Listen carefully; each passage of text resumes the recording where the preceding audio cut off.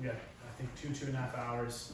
And inside of that, obviously, those of you guys who've been here before, we're gonna, this is a conversation, not a soliloquy from Haro. So if you got something that you need clarity on or you have questions you want to ask, go ahead and do it. It is a no cell phone class, so if you have your cell phone around, I would encourage you and invite you to put it on the back desk unless you got an emergency call that that you need to pay attention to your phone for. I have found that no cell phones makes for wonderful classes in the world of real estate. I have people come and they're like, Haro, this was so awesome for 2.5 hours. I didn't look at my phone, and they're like, can I do this more often? I was just come to class more often because we'll do it every time. I want to start with introductions of everybody, just so you guys all know who you are. Part of our mission in doing this is to make the community thrive. And the community specifically is the real estate community in the upstate of South Carolina. So we want to just bring value to the real estate community. And part of that value is you guys knowing each other, because you could be working a deal together next week. And it's so much cooler if you know each other. Sure. You want to start? So let me just give a quick name.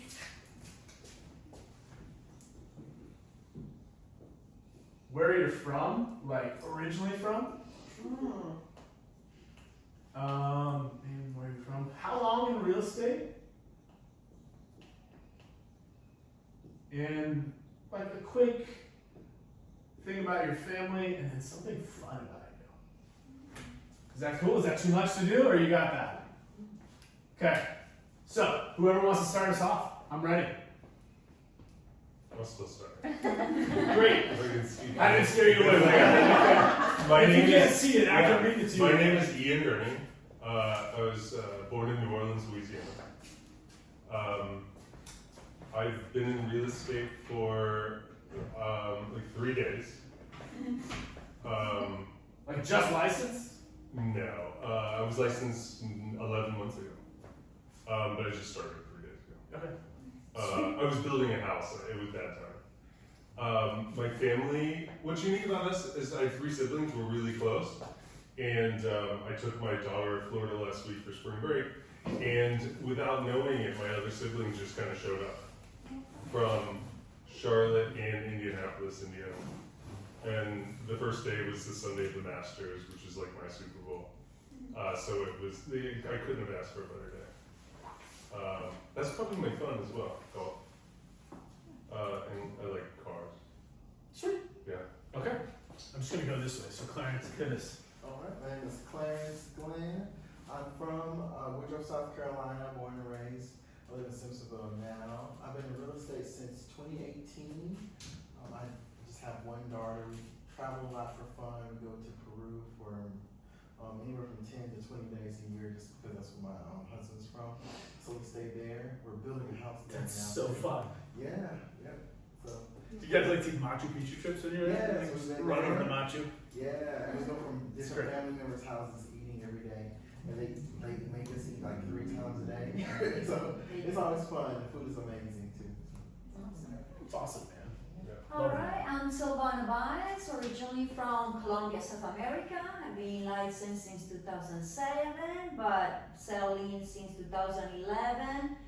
I live in Seneca, South Carolina. Husband, 2 dogs, 2 Jack Russells. For fun, I love to work out in the mornings. 2 dogs and 2 Jack Russells, or the 2 No, dogs the 2 are dogs, 2 Jack Russells? The 2 dogs are Jack Russells, I'm sorry. It's okay. I needed some clarity. And we do sporting plays for fun, shooting. Oh, Fun. that's Guns. one time a week. Guns. I know he does. Every weekend. Every weekend? Okay, that's fun. That's great. Yeah. Okay, thank you. Alright. And I'm Pamela Carol Rouse. I'm originally from North Little Rock, Arkansas. I've been in real estate 3 years. Let's see, I have 2 daughters. They live in downtown Atlanta on the same property together.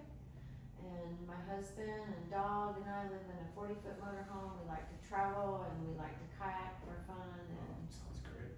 yes. I'm going on a sea kayaking trip. Yes. September I've done one of with those. orcas. Ooh, no, I haven't done that. I'm super excited. It's awesome. Off of Vancouver Island. Ooh. Yeah. kind of scary. Yes. Like at what point, like what do you have to do to get them upset enough to like tip over your boat and have you as a snack? I don't want to know what that is. Well, maybe I do want to know, so I avoid doing it. Yeah. That's awesome. Maybe they'll spit you back out. Like I know, like I'm gonna taste bad. Regurgitate, or maybe like Jonah, Yeah. just spit me up on the beach. Actually swallow them and spit them back out. Yeah, I saw that Yeah. video. Have you seen that one? I have not. You should. That sounds like an exciting movie. It was scary. Maybe right before the trip, like we'll just do. I'll do a present because I'm going with a group of guys and do a presentation. Guys, I want you guys to see something. Oh yeah. Yeah. Go ahead. My name's Carmen. I'm originally from Los Angeles, California. I've been in real estate since 2019. With my family, I've got, In California originally, or did you start real estate here? I started real estate here. Oh, cool. I've got a 5-year-old boy and we have a lab retriever. For fun, we like to do hiking outdoors, we take camping trips, and we do a lot of traveling. It's awesome. Awesome. I'm Sam. I am originally from here in Greenville. Born and raised, did a short stint in Atlanta for like a year or so. I have my family, we have a 4.5-year-old son. We're a one and done family, proud of it. And for fun, I'm a summer girly, so we're coming into the prime time of the year for me. Love to be outside, we go to the lake. My son loves anything that has a motor, so we jump on a lot of water vehicles. Love it. Cool. Thank you. I'm Sabina. I'm originally from Chicago. I've been down here almost 10 years now. I've been in real estate for about 3 years. I have a husband and 4 cats, no kids. And for fun, we spend a lot of time just with our niece and nephews, just like out, like hiking, taking them to the park, just having fun with it. Cool. Thank you. I'm Courtney. I've been in real estate 4 or 5 years now. Somewhere. Yeah. I was born in Lafayette, Louisiana, and Two Louisiana people. moved around a lot, and ended up growing up in Lexington, South Carolina. Came up here for school. I'm married to my high school sweetheart. We have a 5, 6, and 8-year-old. 2 of them have broken bones right now. Oh boy. What they do? Don't round it out. One of Don't go for 3 and 3. One of them was on a bounce house and brother jumped on her, and then the other one was riding her bike and fell. So there's always so much fun happening in our household. And it's summertime, so a lot's gonna happen this summer. We spend a lot of time outside. Yeah. Wonderful. My name's Haro. I grew up in Boston, Massachusetts. The name Haro is an Armenian name. My father was an immigrant, and my mother was the daughter of an immigrant. I've been in real estate since 2009, which makes me the oldest realtor in the room. My realtor age, I don't know if I'm actually the oldest person in the room. By the way, I was gonna totally point out, I've always loved your accent. It's like this cool mix of Southern and Colombian. Like you were talking, and as you were talking, I was like, I love this because I don't know anyone else that I could find this accent with. Family, I am a father of 3 and a husband of 1, which is a good thing. And then for fun, man, I love snowboarding, so we always take a trip once a year. And a few years ago, well, I took a big hiatus when my kids were small because I didn't want to have to get new gear for them on an every winter basis. And now, as we get closer to them being of static body shape and size and etc., so we do snowboarding. I love running. Another fun fact about me that I'll just share with you guys. I've released 55 pounds out into the ether over the last 12 months, which is a lot of fun too. So running actually goes faster when you have less to carry. So let's dive into it. Thank you for your introductions. What I want to do is what I start every class with, and if you've been in a class with me before, I think all of you, everyone, almost everyone, has been in a class with me before. What we start with every time is like you decided to invest 2.5 hours of your afternoon with us here today. So what was it about what we communicated what the class was about, or what internally are you like, man, I'd really love to get a better handle on this particular point. I'd love to just make a list and make sure that you walk away with what you came for. If it's something that's outside the scope of this class, maybe we can set up another time, or maybe we'll have time at the end to talk about it. But specifically on this topic and what we've communicated, what is most important to you to walk away with today? So I'll put like 5 or 6, 7 things up there, and then we'll just jump into it. So tell me, you guys feel free to give me what you got. Pricing strategies. Pricing strategies. Glenn, you're gonna be there tomorrow too, right? Yes, sir. You'll get so much gold tomorrow, but I'll give you some tools to help you incorporate that gold. If you're not gonna be there tomorrow, I would rearrange your schedule. 11 o'clock tomorrow at the Croc Center, which is like 3/4 of a mile from here. We're gonna be doing a Q1 state of the market update. It is the best presentation and parsing of real estate market data that I have seen in my 16 years. 16 years of real estate. And we did it first quarter, we're gonna do it this quarter, and we're gonna do it each successive quarter moving forward. So pricing strategies. Thank you, Clarence. Who else? I'd love to hear about sales successes and maybe, failures. Okay. So some stories in there. Yes. There's only successes. I'm just kidding.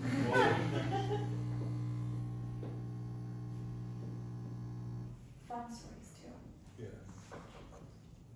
I usually just stumble into them rather than be able to think them up on the spot. So as we're going through this stuff, we'll be able to Okay. grab some. Like if you ask me right now, what are some fun stories that take me a second to, but as we're talking, we'll go through. What else? Thanks, man. And is that easier to see? I feel like that green was a little harder to see. Okay, good. Let's get a black one up here. This is everything related with listings, right? Not everything. Oh. Mostly we're going to cover the appointment and preparation for the appointment. Okay. But if there's something that is clearly like, oh, I should have included that, I'll be happy to. Okay. So like, we're not going to talk about marketing listings today. Oh no, I had something else in my mind. I was just thinking about repair requests. Not going to do that today. I can give you some No, philosophical because approaches. That's what I had in my mind before coming to the class, so that's like giving the back. I mean, if we have time, I don't mind answering anything on that. Like following up with like a pre-listing appointment, like confirming the appointment or things like that, maybe. Yeah. No, let's just call it pre-list. Pre-list, yeah.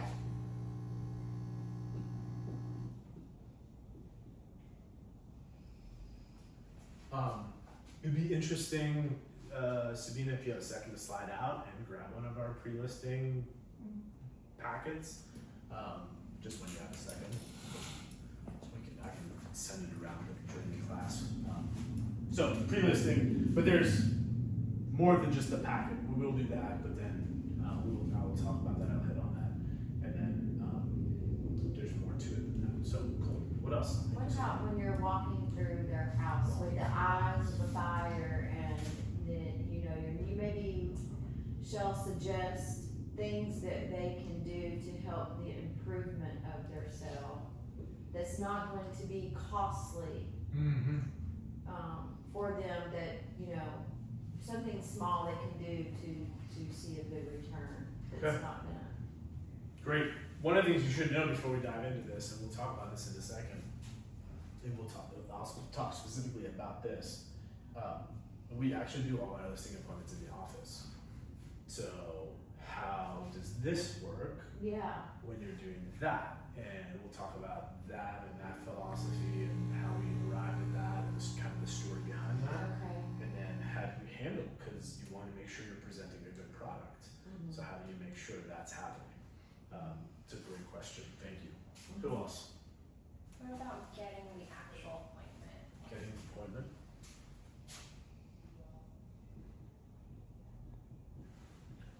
So then this let me ask you to just clarify a little bit.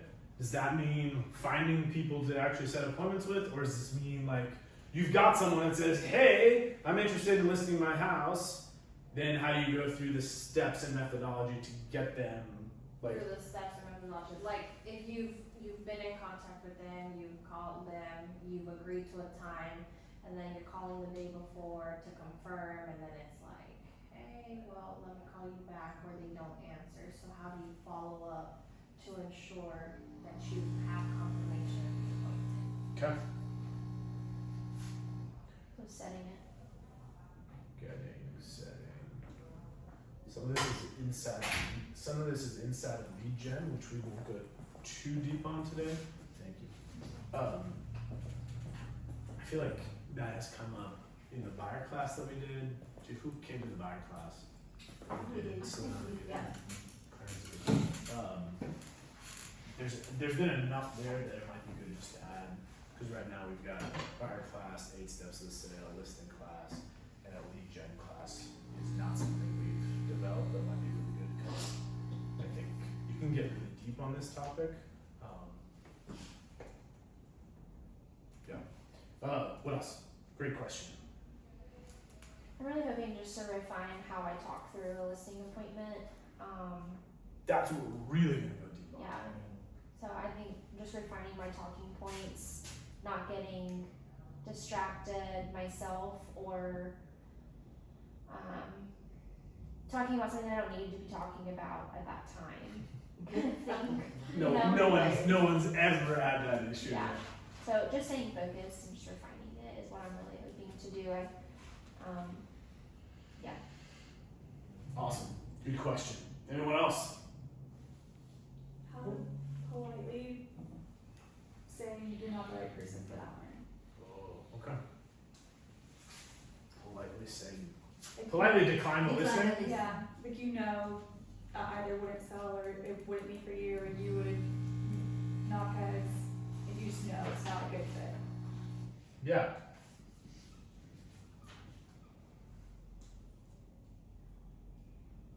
Like you can tell you're out of alignment. It's like something in the conversation lets you know that there's just not an alignment here, and that's great. Okay, so let's start with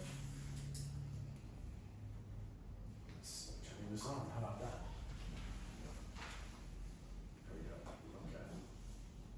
Oh, that's a little challenging to see. I think we can zoom in on it though. First thing I'm gonna do is kind of tell you my story and how we arrived at how we do things now, and kind of the evolution of how that's happened, and then we'll dive into the actual stuff. And along the way, I'll hit some of these, and some of these I'll stop and spend some time on because they're not necessarily covered in the slides. With the slides, what I really went deep on in the slides was just literally saying, okay, we feel like we do a pretty good job at the listing presentation itself. Let's go really deep on that and talk to you about the philosophy behind each point and the slides inside there. And we'll get there. So I started real estate in 2009. I started as a buyer agent. I was on a team, sold 33 houses my first year. I came from a sales background, so I felt pretty confident. It was 2009. It was like a pretty bad recession, which we might be coming on pretty soon now too. So get ready. Buckle in, it's gonna be good. And if your mind is right during that time, it's a great time. Because most realtors' minds won't be right, and eventually they'll start fizzling out. So if you keep your mind right, because there's gonna be, I got into the business and everyone was like, it's raining cats and dogs. And I looked at it and I was like, well, I think we're gonna sell 6,000 houses this year in the Greenville MLS, which means there's 2 sides to every transaction, which means there's 12,000 sides, which, man, if I just got even less than half of 1% of all of that, I would make a really good living for me and my family. So that was my mindset. And I came from door-to-door sales where they didn't know me or my product or the company I worked for, and I had to talk them into letting me into their house, and they're making a sale with me, walking out with money, and they have no product in 20 to 30 minutes. So I felt pretty confident that when someone called and said, I'm interested in seeing that house, I don't really even have to make a sale. And that's what my experience was on the team. Like, people were calling, people were interested on the website, and I was just super pleasantly persistent. Someone said getting the appointment. I think here, like, one of the key phrases for me is pleasantly persistent. You're either gonna buy or die. When I say buy, it doesn't mean you're buying a house. You're gonna work with me. You're gonna buy my services. Does that make sense? So I'm just gonna keep calling you until death do us part. And you're gonna like me because I'm a likable person. Do you get up every morning, look yourself in the mirror, and say, I'm a likable person. Because people like to do business with people they like. If you don't like yourself, it's going to be hard to get other people to also like you. So you got to like yourself. So whatever internal work you got to do, and that's a whole nother class, we can talk about that. Whatever internal work you got to do to get to the place where you like yourself. I hacked it as a young salesperson. I learned from my first sales boss. He was like, I get up every morning and I look at myself in the mirror and I say, you good looking thing, don't you ever die. And it's pretty hard not to like yourself if you repeat that to yourself every morning in the mirror. Like, you're just gonna have fun. So pleasantly persistent. That's how I got to selling 33 houses that first year. And then never wanted to leave the team I was on. I knew how hard it would be to run my own business and do all the things all by myself. So I was like, I don't want to, but I got fired. And that's a whole other story for another class at another time. So I was in the enviable position of figuring out how to do all the things because all I knew how to work with was buyers. So I needed to learn how to work with sellers. So I immediately, like I did with buyers, trying to figure out the best models for working with buyers, immediately started working towards how do I work find the best models and the best systems for working with sellers. And like I do remember going to, like, Keller Williams has this big convention every year called Family Reunion. It's awesome. So I went to all my seller classes at Family Reunion, learned everything I could about how to take a listing. And I heard about pre-listing packets. And I was like, okay, we got to do pre-listing packets. So what you see here is, and if you can just pass this around the room, this is part of our pre-listing packet. It goes out to every seller, every appointment that's confirmed before. That goes out with all our paperwork as well. And the goal is that they actually complete the paperwork, seller's disclosure, the MLS data sheet, all that stuff before they come in. We instruct them to do that. Now, some of them won't do that, and they'll show up with all the papers, and they'll be like, oh, we got to fill this stuff out, don't we? But the ones that do fill it out, when they come in for the appointment, you know you got the listing.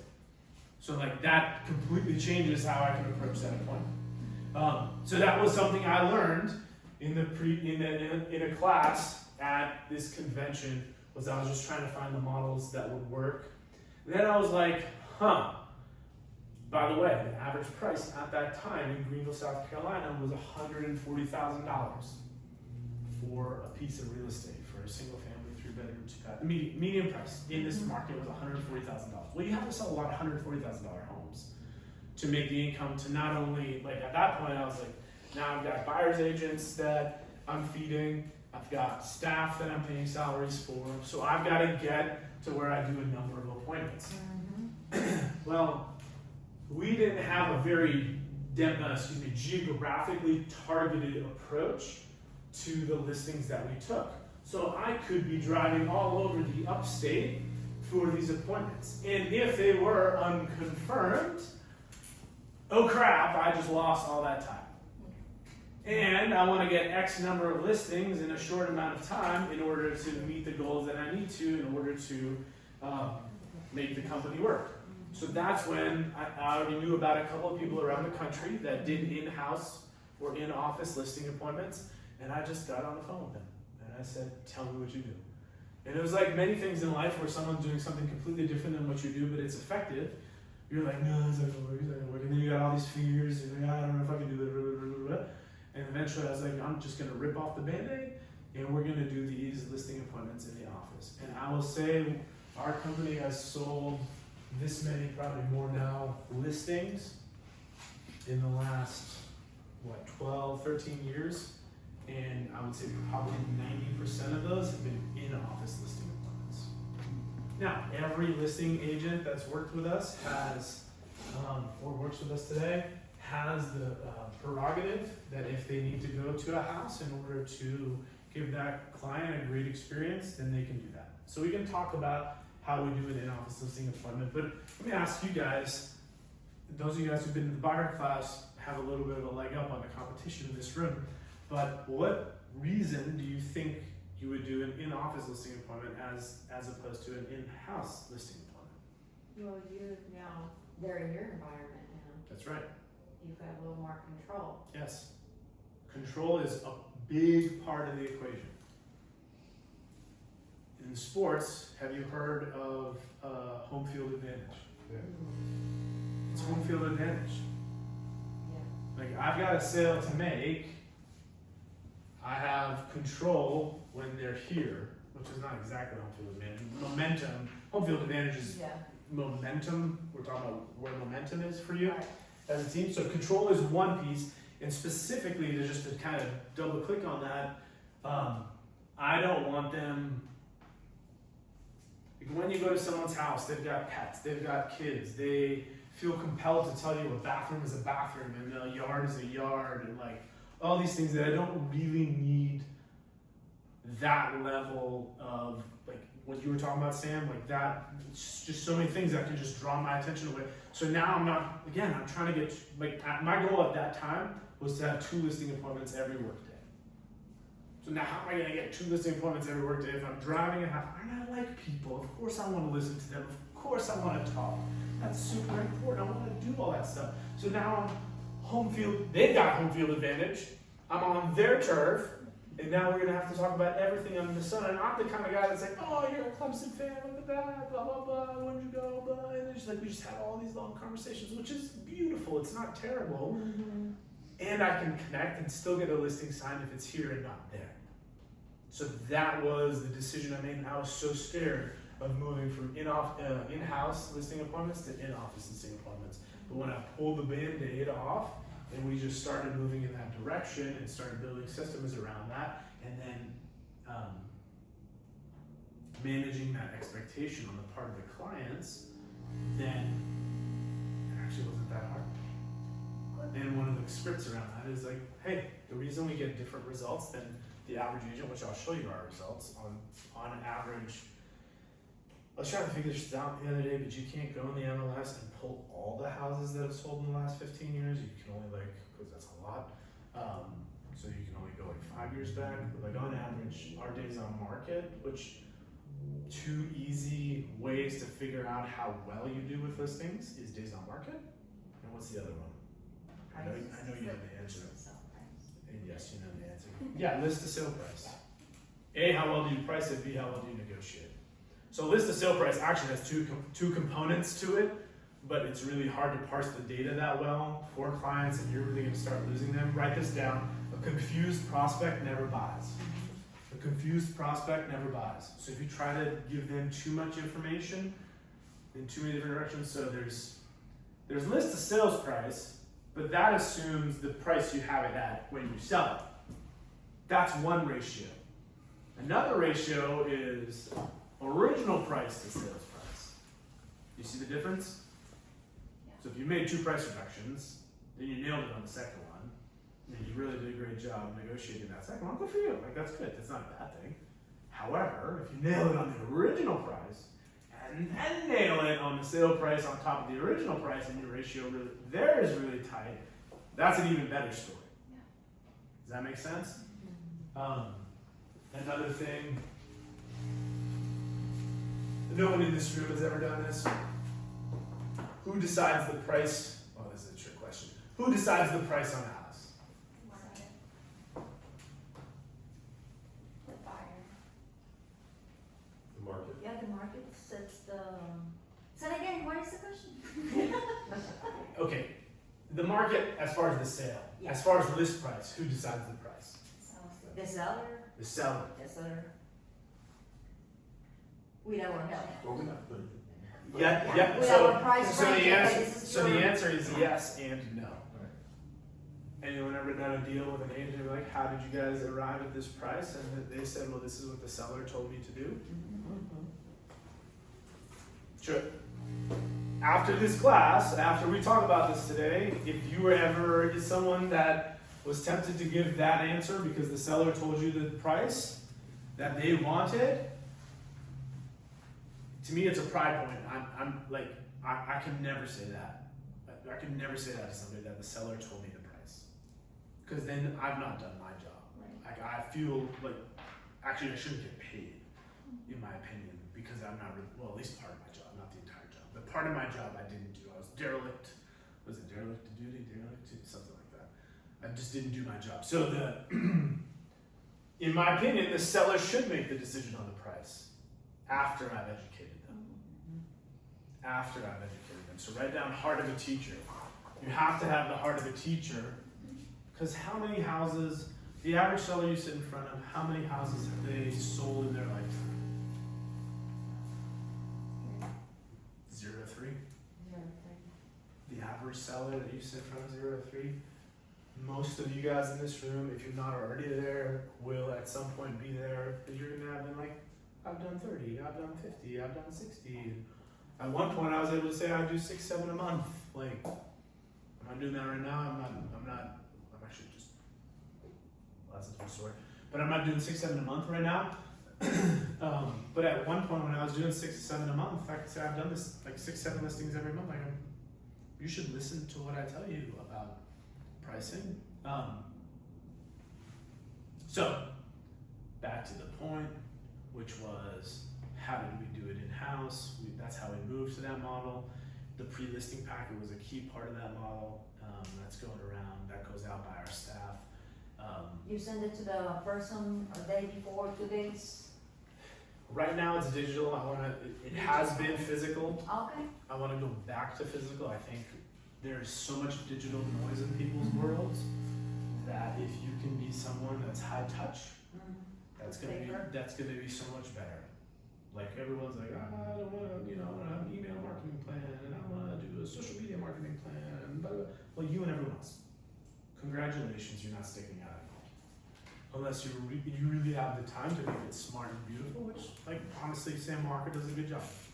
Like, she does good social media. If you want to follow this, Courtney does a good job on social media. That takes time. I don't know how much time they take on that, but it's a very. Sam, do you want to say something? Sometimes too much time. Yeah, it's easy to do because you know what? Sam's an achiever. Ever since I've known her, she's been an achiever. She likes to do things well, and social media is a very crowded place, and I don't know. I feel like there's going to be diminishing returns, and what I mean by that, who took microeconomics in college? It's been a while. It's okay. With the amount of effort, the results start to Diminish. shortcake. There's that. And then anytime the barriers to entry into any market are low, like real estate, you've seen this, as everyone else observes people being successful at doing it, they all rush to it. Does that make sense? So when people see everyone being successful in real estate, which was happening in 28, 21, 22, they're like, oh, this must be an easy way to make money. Jumped into real estate, and now they're getting a slap in the face. And some of them will make it, and some of them won't. Social media is the same way. I remember when internet leads were a fairly new thing, and they were super cheap. Like I remember getting internet leads for like $7, $10 a lead, and them being really easy to convert because no one else was doing internet leads. Now, everybody's doing internet leads. So they're harder to convert, they take more time, like everyone's rushing into it. So this is why I want to go back to a physical copy of the pre-listing packet. The real ideal would be to have it hand delivered. Meet the seller at the house. Hello, this is for you. In order to prepare for when we get together and meeting. I mean, you could do a walkthrough then, but I wouldn't do the appointment at the same time as the walkthrough. So, that's a whole different thing. It's talking about a two-step strategy. Like, first step, we're gonna come to your house, and you can do the, I'm gonna come to your house before the appointment. You can do the, I'm gonna come to your house after the appointment. Either way, doesn't matter. But you still show up at the house. You can. Oh no, I'm asking you. If I don't. So how you know? Most listings that I take, I never go to the house. I've never seen the house. I don't go for inspections. I don't go at all. Now the key to that, I'm gonna write it down, is to have good partners. Okay. Someone is going to see the house. That's our stager. Okay. Or someone from my staff. But I'm not going to see the house. I don't necessarily tell them that. I'm telling you that. But I just had a buyer closing, never set foot in that house. Because I have a staff member that does all my showings. I just put a listing on their contract, never have set foot in that house. So we can talk about, we can talk about this now if that's something you want to know more about.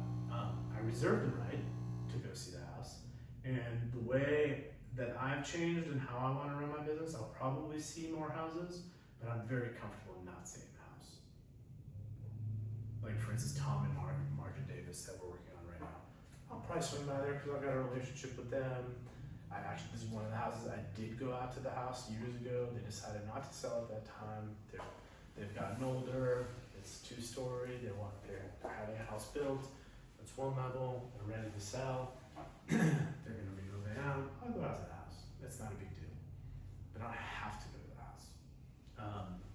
Some houses I do. The more unique the property, the higher my interest in seeing it. That makes sense? But it's very easy to evaluate a house that's sold several times and or in a neighborhood that's very similar with many other similar houses. Those 2 things, or you can write that down. Those 2 things, the further we get away from either one of those 2 things, it increases my desire to see the property. Does that make sense? But if it's turned over a number of times, you know what I can do when they're in the office? Hey, this is how your house looked last time it was on the MLS. What's different? Or if it's like in a home, the Ryan Holmes subdivision that comes to mind, or any one of these builders that's been around for a while. By the way, 2 best builders in town, in my opinion, Ryan and Eastwood. Right? This is my opinion. I'm going to tell you why this is opinion. Those of you guys who have worked with a lot of buyers over the last couple of years would have data for different opinions. You're probably right and justified in what you think. The reason I think this is because in the time of the downturn, they were here before the downturn, 2008, 2009. They were in business before, during, and after. No one else can say that. There's no one else that was fiscally sound enough and had a strong enough reputation with their client base and the agent community to weather 2008. And what was the Lennar bolted, and several of these other ones are brand new to this area. Now, Toll Brothers has been around for a long time. They just haven't been in Greenville for a long time. And then some of them, you can just start naming because there's so many. DRB came out of I don't know where 3 years ago. Oh, Dan Ryan Builders, but they weren't here back then. They used to be Dan Ryan Builders. And you said Eastwood? Eastwood. Do they even build anymore still? I think they do. Yeah. Yeah, they do. Was it helpful? Any questions on this? It's a pretty document. Yeah. It's aesthetically pleasing. I mean, to me, I always want to take it up a notch. Like every time I look at something, I'm like, oh, I see this, and I want to do this, and I want to do this. But this has been very good because how many agents are delivering this to their listing appointments before they show up? Love it. Whether they show up there or they come, yeah, very few. Quick question. So it sets you apart almost immediately. I mean, I know you got the team and everything, so did you, I didn't see if you mentioned the team there. Or just that by the Haro group, it means right away it's a team. That's why I brought the other one. Our big one has all the other information. This is what they get at the appointment. This is a different one. This has more about the team. And again, I try not to give enough to make it compelling. Okay. That give them what they need to know. And if my brain's on when I'm setting the appointment, I'm also pointing them to our Google reviews. By the way, if you're not getting Google reviews, that's a mistake. Yeah. That's a mistake because everybody is used to. I mean, I don't know who looks. Raise your hand if you don't look at Google reviews. Mm-hmm. I filled one out last week. Yeah. For a spot. Yeah. Yeah. I actually caught myself a few years ago. I was about to write a really negative review for a local establishment. I was like, I, as Haro, can't write negative reviews in Greenville for local establishments. I can't do that. Somebody count for that. Yeah. I could reverse the letters in my name. Aura. This is an Aura review. So pre-listing, who was that that asked that? Me. You did. What else can I answer for that one? Because the next thing we're going to do, the next slide, is my questionnaire that I want to have most of those things answered for my knowledge, were you here for the 8 steps of the sale? No, I missed that. Ah, okay. Yeah, that's why I said, I missed that. There's a word that I use about the knowledge that you have before you walk into a situation. It's called pre-approach. The information I have before I approach, Okay. right? Pre-approach, and that when I clicked that form is my, if you will, pre-approach. Now I'm gathering that information by talking to them, Mhm. but it's the information that I need to set me up for a good appointment. But I'll go into that. But before I go into that, is there anything else on pre-listing? Because we've talked about kind of philosophy. No, but I didn't catch, how did you transition, when you get to talk to the person, to invite them to the office to do Yeah, so I mean, I could just have that dialogue with you. Okay, Savannah. So like at this point we've talked and I've gotten some basic information, blah blah blah. So my recommendation, Savannah, is that we get together and just go over this and make a game plan, a strategy session for getting your house on the market and getting it sold. How's that sound? Okay, Okay. and then, So we do things a little bit different. That's the reason. If I feel like there's potential for pushback, but if I've talked to you and you're like already kind of sold on me in the process, or you're from my database, because at this point we've got thousands of people that have worked with us in the past. But if I sense there's any pushback or you're unfamiliar with us, I say, hey, the reason we get different results for our clients is we do things a little bit different. Our process starts in the office. And so I'm going to invite you into the office and we'll have our strategy session here. And then once we've decided to move forward together, someone from our team will come out and see the house. gotcha. And you don't give them pricing until when? I give them pricing in the office. In the office. In the office. Right. We make an initial determination. I do reserve the right that if my stager sees something or we get the pictures back and something looks awful or the market shifts. Like sometimes I'll sign a listing and it's not going to go on the market for another 3 months. Right. We'll talk about that in a second too, because everyone has a different approach on that. Because some people think you can't sign the paperwork until you're 24 hours out. I choose not to interpret the paperwork that way. And I'll show you how I do it. I can tell you how I do it. It's really easy. But yeah, I do the pricing in the initial consult with, I would say, probably 85 to 90% of the time, we don't change it from that price. Sometimes we do. But In 3 months. yeah.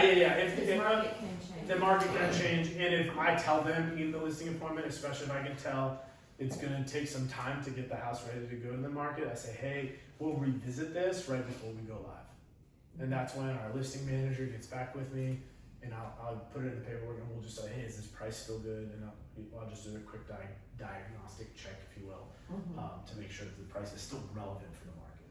Right, okay. Helpful? Other questions so far? Question. So when it comes to reviews, do you just focus on Google reviews or do you do like other type? I do. We have a good amount of Zillow. I think Facebook reviews are useless. Yelp had like this moment in time that I thought it would be good, but Yelp doesn't.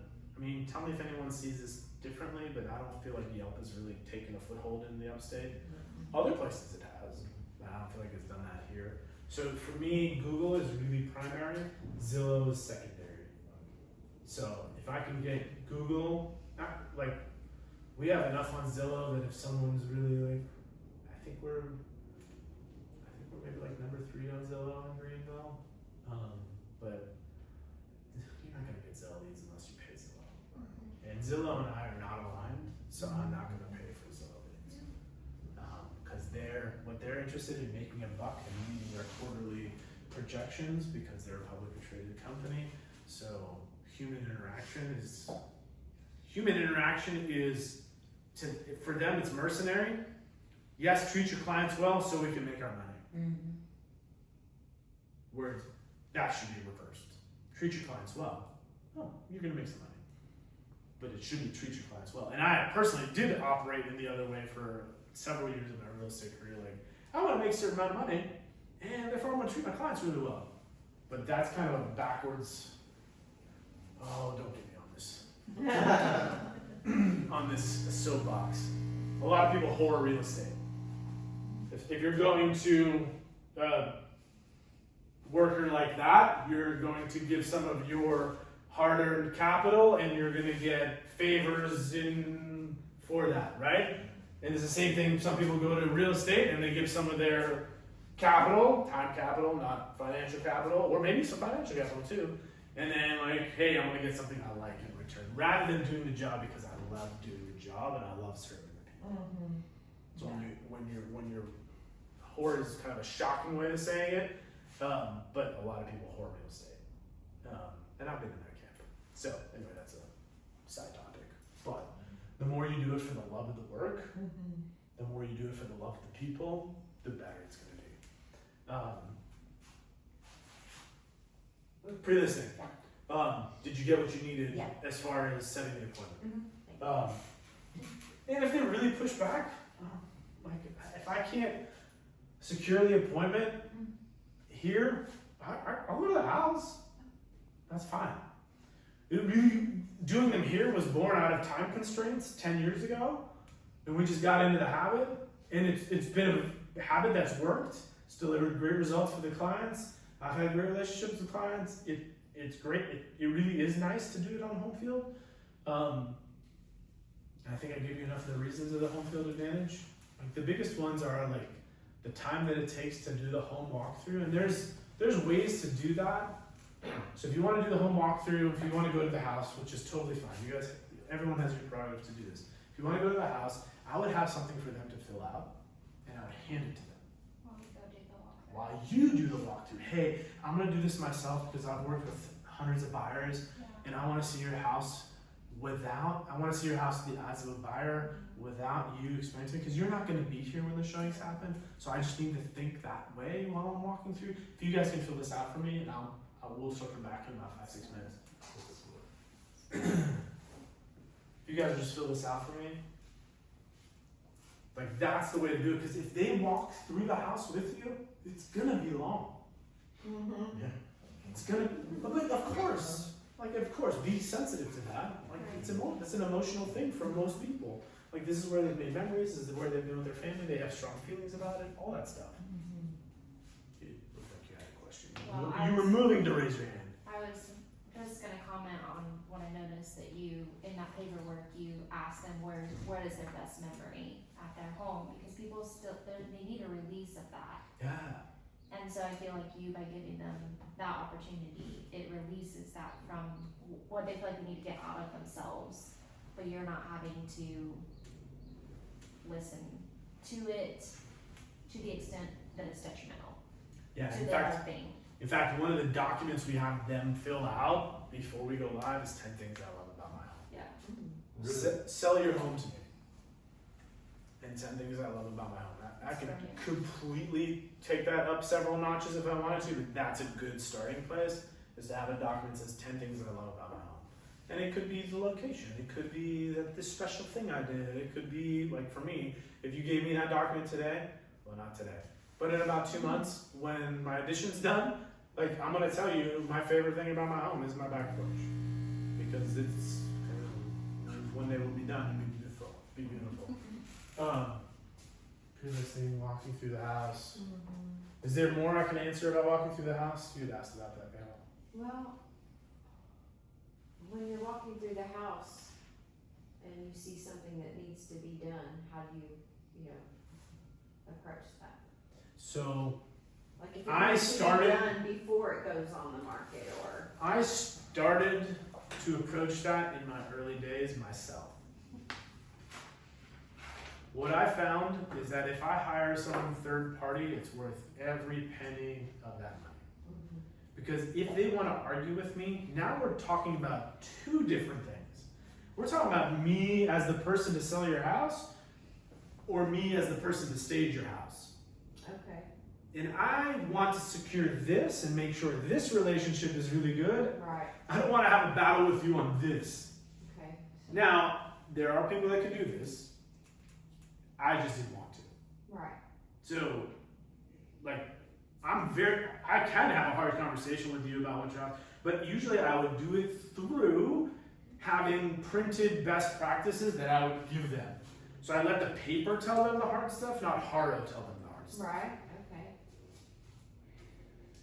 But even then, at some point, because some people are just like glazed eyes and they read it, but they don't understand it because they don't understand what clean means. Yeah. That's why their house is so damn dirty. Right. What are some other highlights of Or that? like paint, what if they ask you, should I paint? But maybe it doesn't, I mean, what, do you want them to throw money away that maybe it's not gonna make a difference if they paint or not? Yeah, so give me a specific scenario on paint. Well, I have this house now that's on the market, and that was one of their questions they asked me, you know, and, the walls aren't dirty, they're not that scuffed up, they're light. Here's my general approach to all these things. If I I'm doing, didn't think they needed to spend the money. my general approach to all these things, and as I talk to people, especially if money's tight, let's talk about paint for a second, because that's in a different category than like major renovations. Right. Like, I also have a philosophy on that, but we'll get to that. Okay. Paint, my philosophy is that you don't want anything in the house to be a distraction when someone looks at it online or walks into it. So if you have a hot pink wall, you gotta paint it. Okay. If you have a neutral tone wall, that's maybe a little bit different and some people would choose something differently. You could choose a color, but it also could be that that person moves in and has their daughter living in that room and wants it this color. So they're gonna paint it anyway, and as long as it's not like a distracting color Yeah, like. or yellow. so scuffed up that it's a distraction. Right. So that's the main thing I'm after is I don't want anything to be a distraction. People are like, should I change this carpet? If the carpet looks like shit, pardon my French, you gotta change it. Yeah. But if all it needs is like someone to come in and steam clean it and maybe stretch it, that might be all it needs. The point is to not be a distraction. I don't think psychologically. You don't want a buyer coming into a house. Now, again, this assumes that after they've been online, they decided to come see the house. And online pictures, I mean, unless you got them really doctored, they tell a lot. So if they've made the decision after the online pictures, and by the way, the house, this is what I counsel my clients on, the house needs to look its absolute best on photo day. Mm-hmm. It doesn't need to look that good every other day. But photo day, it better be prom dress, wedding dress, like perfect on photo day. Because people use the photos to justify to all the other people in their life going to see that house. Then when they make the offer on that house, and some of you guys remember from 8 Steps in the Sale class, they made the offer and they got the contract and they're feeling woo! And as soon as they got the contract, their emotions are going through the floor.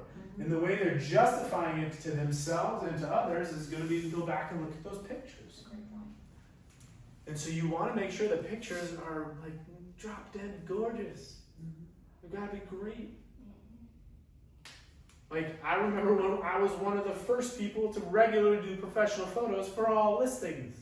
Like, that wasn't a thing. Oh my goodness. Like, the number of cell phone photos when I started taking listings was mind-boggling to me, and it's why we got such a good reputation so fast. And I mean, there's still people that put cell phone photos on there. What are you thinking? Like, what a disservice. I like seeing the person in the bathroom mirror. Holding their phone. I love that one. That's my favorite. What answer was that question? What question was I answering?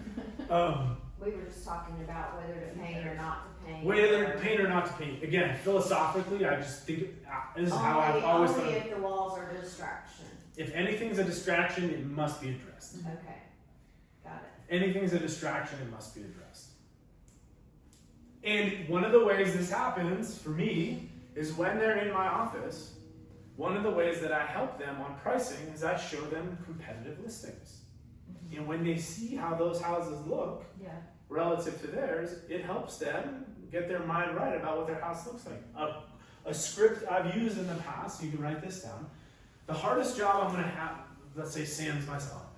Sam, the hardest job I'm going to have with you is to get you to divorce your house. Because it's no longer your house. It's now a product that we're trying to sell. And so I've got to get you out of the mindset of this is my house. It's not your house anymore, it's a product. And you and I are in if we're there, you and I are in partnership together to sell it. So, we got to think like salespeople. You and me both. The good news is I've done this X number of times. I'm really good at this. Or we, my office, have done this X number of times. If you personally don't have the data yet, we've done this a number of times. And we're really good at this. All right, let's just jump into this. So before the appointment, can you read that writing? You can't read that writing. How do we do this?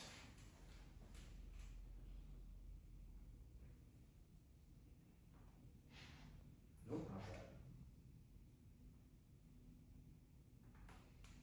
Now can you read it? Everybody? So this is a script. Like people have this and they can use this on the phone with them. But this is the information we want from somebody. Hey, my name is Haro, I'm a real estate agent, blah, blah, blah. Moving is a lot of work, would put that on your radar. So most important thing you want from somebody is their motivation. So moving is a lot of work, we'll put that on your radar. And they're gonna give you an answer. And most salespeople, just like, oh yeah, and then they go on, because I want to set my appointment. No, spend some time on this. Tell me what's important about that. Because if I say to you, moving is a lot of work, put that on your radar, what's an answer you guys hear in response to a question like that, even if that's not the question you Been use? in this house 20 years, we need to downsize. We need to downsize it. Downsize? Yeah, I've been here 20 years, raised the kids here, and it's just too much for us to take care of. Too much for you guys to take care of. Yeah, my husband's slaving away in the yard, and I don't need 3 bathrooms anymore. Well, you guys have 3 bathrooms. How big is the house? I think it's close to 2,500 square feet. I can't remember. We did an addition. So does downsize mean going from 2,500 to 1,500? I'm not sure yet. I think we just really need 2 bedrooms, maybe 2 bathrooms. I don't know how big exactly. So currently it's 4 bedrooms or 3 bedrooms? About 4 bedrooms. 4 bedrooms, 3 bathrooms, and you guys just, if it's a 2-1, is that? Possibly, maybe 2 toilets. My husband and I don't want to have to fight over 1 toilet. And what, okay. Got it, so 2 bed, 2 bath, alright. So what would that do for you guys? I know how I feel about that, and I know why that might be important to me at that point in life, but what's important about it to you? Well, it's going to be hard because we have been here so long and there's so many memories here. But at the same time, I'm getting older and it's. But you're willing to walk away from those memories for a reason, what's that? Oh, you're right, you're right. It's hard taking care of this house. I can't do it anymore, and we're retired, and I don't want to spend the money to have someone come in here clean and dust the rooms and not even use them. So part of it's the spending the money. Mm-hmm. You said hard, what else does hard look like for you guys? I can't bend down, clean baseboards anymore. So just physically, I'm not able to go all around the house, and my husband's always in the yard, and I'm afraid he's gonna break something. You guys see how this is a much deeper conversation than I want to downsize? Because you assume when you know what they mean when they say downsize. But their picture of downsize, watch this. I'm going to say a word, and I want you guys to all keep in mind what comes to mind when I say the word. Ready? Did you get the instructions? Dog. Alright, what came to mind for you when I said dog? Space, like a yard. A yard, okay. What came to mind for you? Mud. Mud, okay. What came to mind for you? Fence. A fence, what came to mind for you? Happiness. A happiness. Clarence. Less carpet. Less carpet. Oh, yeah. Hair. Hair. Empty nest. Like, I say dog, look at the pictures that came in people's minds. No, in fact, it's crazy to me, not one of you actually described a dog to me. Or what kind of dog? Because sometimes I do that exercise and people like Cocker Spaniel, Pit Bull, and all these different types. But, so we assume, get out of assumption really fast.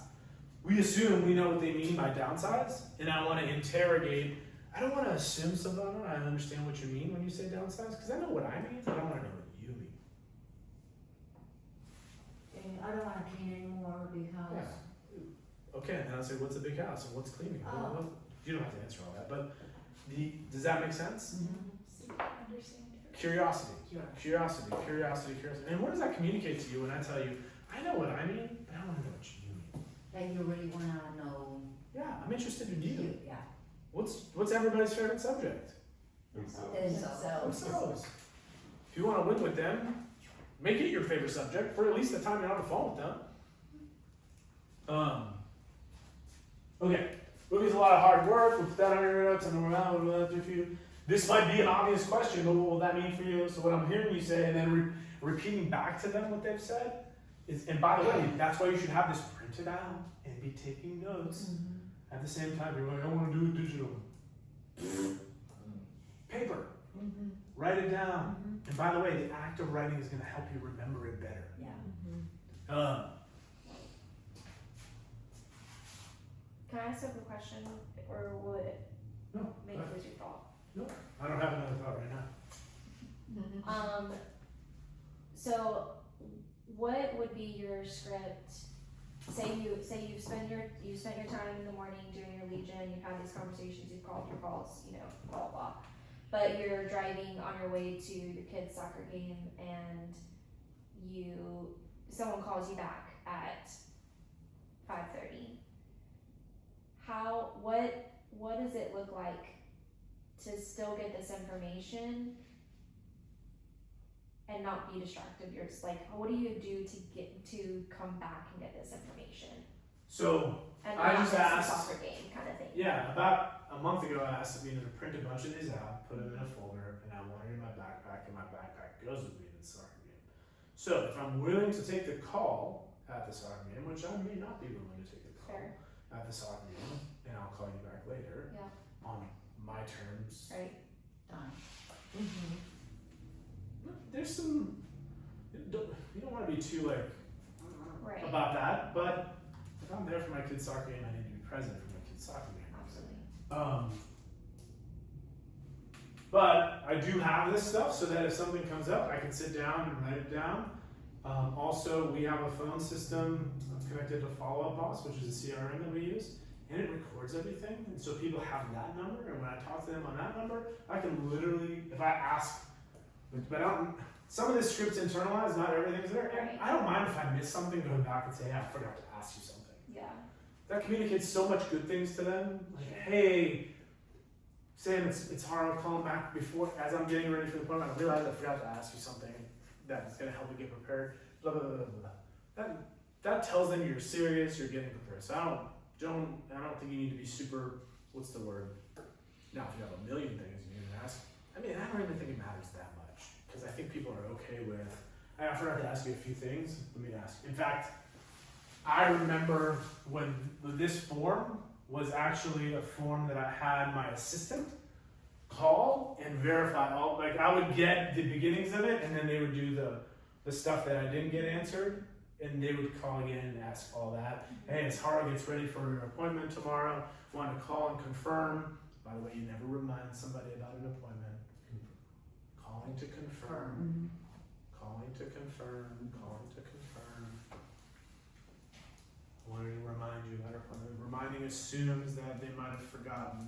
And if you assume they might have forgotten, that communicates you're not sure if it's important enough for them to remember. And so then in their minds, like they're wondering, maybe this wasn't important enough to remember. I need to be reminded about it. So calling to confirm.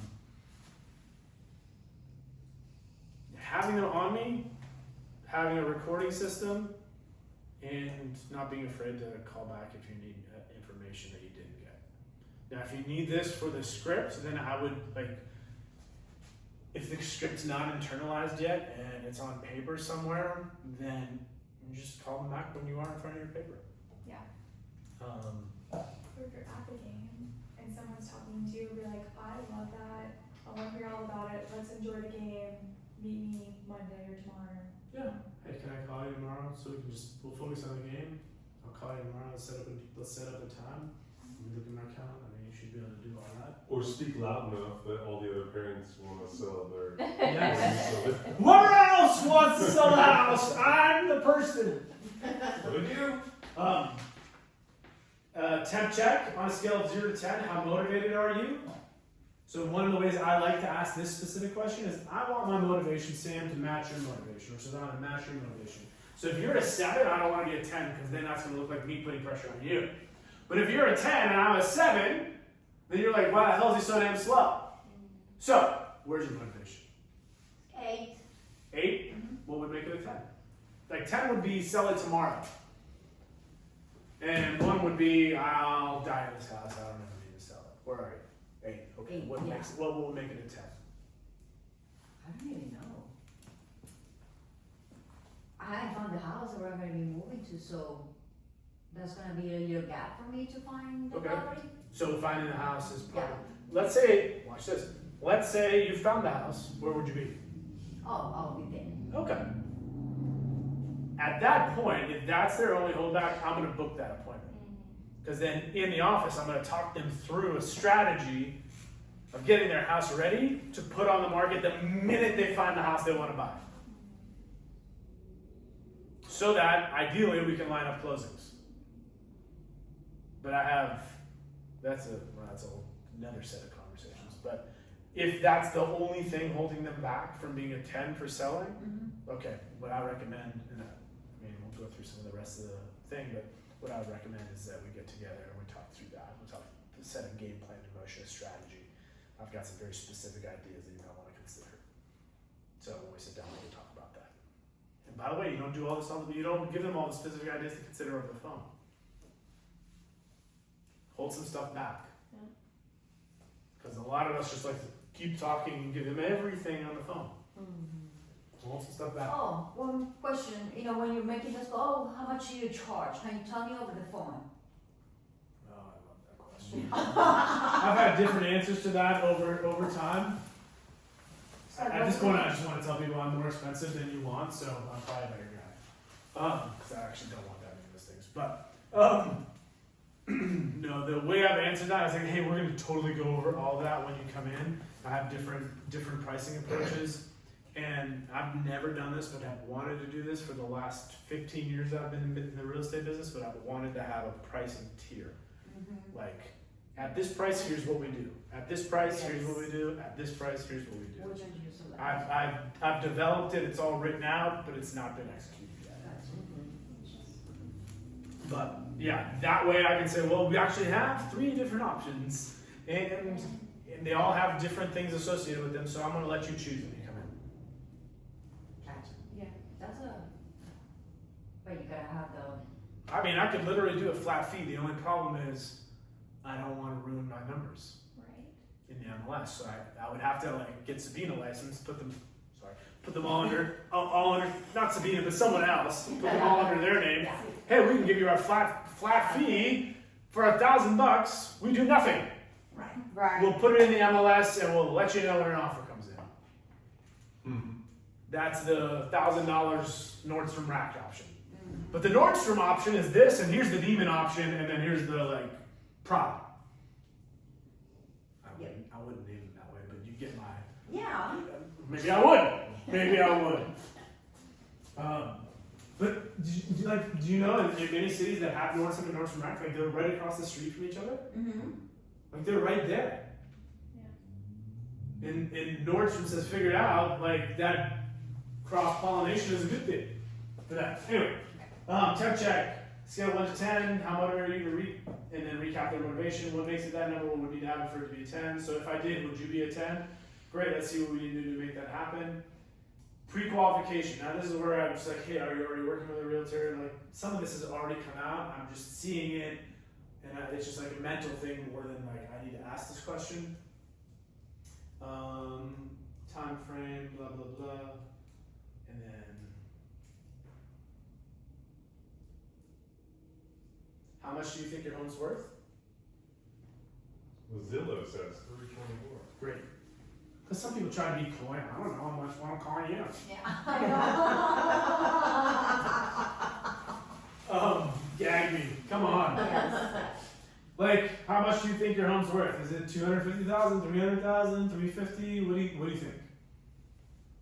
And sometimes I throw out numbers, and once you start throwing numbers, is it 500,000? No, it's not 500,000. It's okay.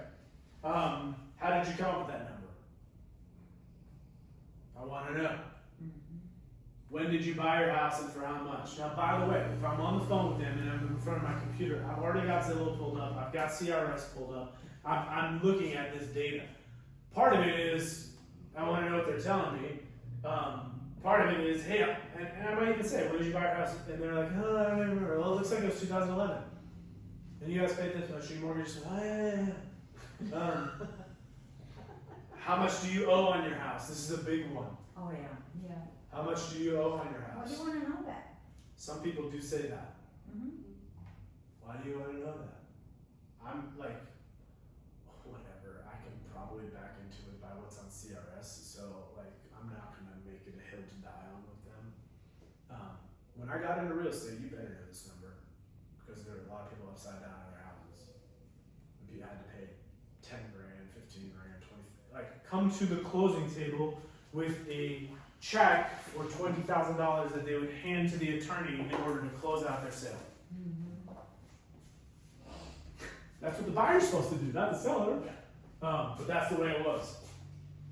And so you really wanted to know. That was a really key question back then. And they'd be like, well, why do you need to know? Because I need to know whether or not, like, and I could use examples, like I just sold so-and-so's house and they had to pay $10,000 to get out of their house. Would you, like, is that something that would be important for you to know? How much do you owe on your house? Are you current on payments? I always ask this one, and sometimes if I'm talking to someone, I can tell like they're gonna be, like that might be like, this is probably not you at all, but just out of curiosity, we bumped into several people that have had this challenge. Are you current on your payments? Because you'd be shocked how many people are not. How much do you want to walk away with after closing? Like, what's the number you've had in your mind? So what I want to sell it for and what I want to walk away with are two different numbers, right? So my goal is to help you earn as much money as possible. That helps you, that helps your neighborhood, that helps me. However, it's important to understand the number you must absolutely have or it wouldn't make sense to move. What's that number for you? Like after closing, you're walking away with a check for $50,000. Is that enough? Excuse me. Or 150,000 or 200,000 or whatever the number is. Is that enough? What happens if you don't get that number? I'm just going deep here because this is setting up a very serious conversation in my office about selling your house. Like if you're not willing to answer these questions and to get that serious, like you're kind of a tire kicker. And this is helping me gauge your seriousness. But by the way, in motivation over here, I should have gotten to how serious they are. Like I've said this before to people in the listing appointment, I'm not in the business of listing houses. I've got a staff, I have rent, I sell houses. So I'm not interviewing for the opportunity to list your house, I'm interviewing for the opportunity to sell your house. So again, if my motivation doesn't match your motivation, if you're not a 10, and I'm a 10. I gotta sell a certain amount of listings every month in order to meet my obligations. I don't say it that way to people, but I do say I'm not in the business of listing houses, I'm in the business of selling houses. There are people that will just take listings because you're gonna get a couple of buyers off a listing, potentially. People calling on the sign, you have the opportunity to market a listing. So there are unscrupulous realtors, like, I know that comes as a shock to you guys, that will take listings with, it's just kind of like, well, let's see if it sells. There's people like that. I'm not like that. I can't do that. We're going to sell. So that's why these questions are here. Who else will be involved in the sale with you? Better make sure they're there. Whoever that is. It's terrible to do a 30, 45 minute, hour-long, 2-hour-long appointment with somebody and someone that's really key to the decision isn't there. And now you know what they're going to do? Especially if you charge a rate that's different than what they think the rate should be, they're going to try to take your well-rehearsed practiced sales presentation that you've worked on for years, and now it took you an hour to deliver that, and they're gonna do it in 30 seconds. Would be. How effective are they gonna be? Not very. Yeah. Especially if it's a price different than what that person thinks, like the price of the house is different, or the price of you is different than what that person thinks. Oh, they're gonna charge this? Well, we charge this, which is above what normal is. Like that's THG. Like I can tell you, can I talk about commissions? No, I can't talk about commissions, but it's always been higher than the average of the marketplace.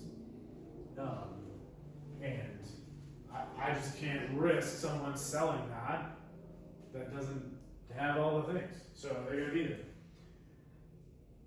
Will they attend an appointment? What are the qualities you're looking for? Is there anything else I should know before we meet that would help me prepare for our appointment? Great. Next step is to meet together, do 3 things. Go back over your motivation and price.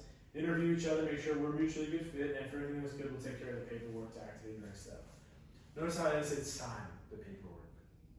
Take care of the paperwork. There's just a difference in words, and I learned from very early age in my sales career that you better be really effective with your words, because the word sign brings up all sorts of pictures in people's minds. What are some pictures that come up in people's minds that are not helpful for you when you say the word sign? Ball and chain. Ball and chain. The fine print.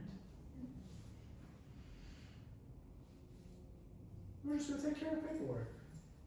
It's just much more neutral. It implies what you need implied. That we're gonna sign something, but you didn't say that. They did that in their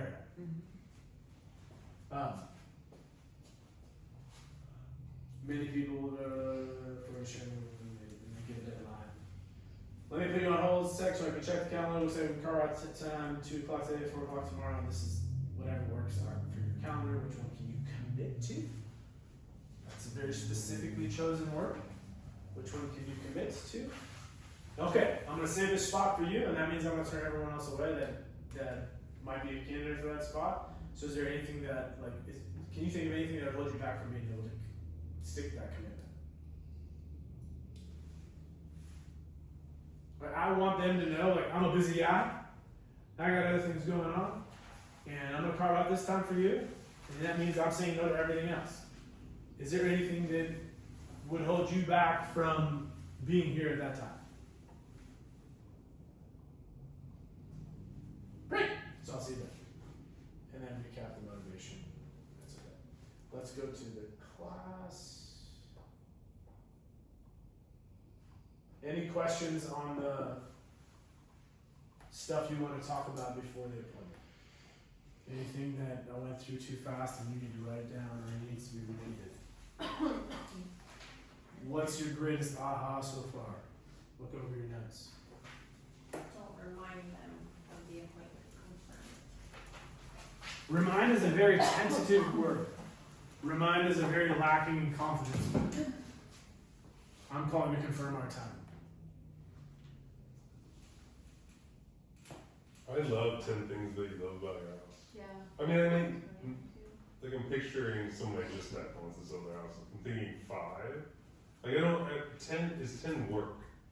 You know. I don't know. Yeah, I've never. But I still really like it. Cool. I think Try 5. Yeah. See how that works. So. I think just putting something in front of them while you go do the walkthrough. That's genius. That could be the thing. Right. Yeah. Like Hey, just or it saying- could be like, hey, where did you hear about me? Da da da da. Tell me any special updates you've made to the house. Or the 10 things you love about the house. Yeah. That's probably it. I think that was my thing. Just getting them something to do and take care of while the walkthrough is happening. It helps you write the listing description. Yes. And whenever they're coming to you to sell, I find the majority of the time they're thinking of all the reasons why they don't want to be in his house, all the things that are wrong with it and why they're leaving it. So it's from my Yeah. I used to that. Cool. What else? I think the biggest thing that just pops up over and over again throughout the pre-listing process is that you are getting on their team. Like, you are a team together. It is never, even the concept of I'm not gonna tell them that they need to paint their walls, I'm gonna else tell them, because we're a team. And like the language in this is all built around that same idea. Like, if we're gonna make sure we're a good fit, we're gonna take our paperwork together, we're gonna, like, it's all about constantly reinforcing that, like, this is a relationship, we're a team together. And then when they come in my office, like imagine, so the office that I do most of my listing presentations is right below this room. And the screen, let's say the screen's right there. My table that I'm sitting down with is here.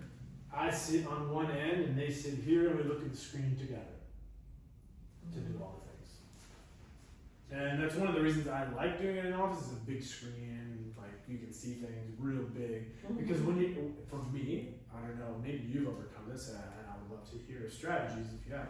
But what I found myself doing at listing appointments was taking my little laptop to a listing appointment and then like tapping on the laptop, trying to sit next to them at their dining room table and like shut it just was, it felt weird. So this is me. I don't know if you've ever had this feeling, like it just didn't, I didn't like the way it felt. So when I do it in the office, like wireless connection with the keyboard and the clicker, like all of that stuff, and we can, like there's no weird, my body's not contorted in any weird way, we're not trying to like, who knows what kind of vision issues they have, right? So is my laptop screen okay for their vision? And so big TV, it's much easier. And if I need to blow something up, like it's just easy to do, and I don't lose. So I really like doing in-office listing appointments. Let's just go into the listing appointment itself. So when they come in, I have this on the screen. They walk in, they see this is the first thing they see. I've given them water. I've greeted them when they come in. I like to make sure I'm greeting them with a happy smile. Welcome. They sit down. This is on the screen. Hard time finding the place? No, blah, blah, blah. How long have you guys lived in Greenville? Blah, blah, blah, blah. Small talk, small talk, small talk. All right. Then I just asked them, before I even get into this, I just asked them, hey, Silvana, I know we talked on the phone and you told me all this stuff. Just kind of to recap, why are we doing this? Why are we here today? What's the most important thing that you want out of this meeting today? Because I'm tired of the big house and I just want to downsize. So blah, blah, blah. We're going to go back over motivation. What questions do you have as we walk into today? Like what's most important for you to like walk away from today with? Like what's on your mind? How much do you charge? How much do I charge? Okay, we're going to cover that. No, literally, that's what people say. Yeah. How much do you charge? Yeah. All right, we're going to cover that. Okay. Okay, cool. Good news is we've never walked out of this meeting without someone knowing how much I charge. I'd say stuff like that. And they're just like, but if you, be funny, make money. Write that down. Be funny, make money. Be funny, make money.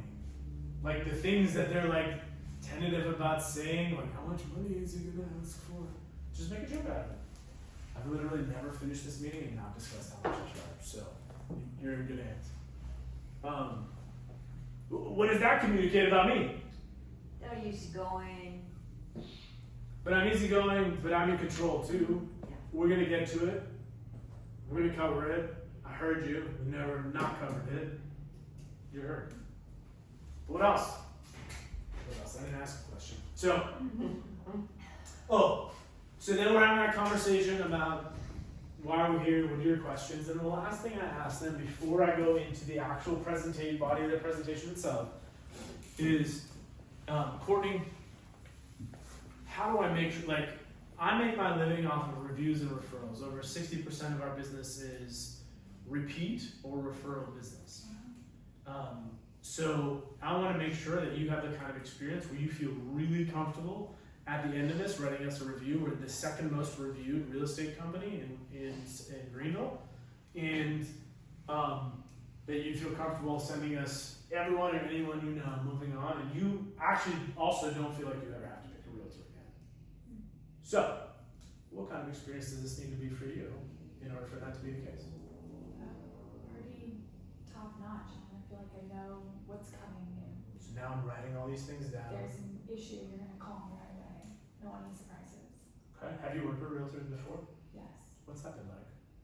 I These are key questions. could never get a hold of them.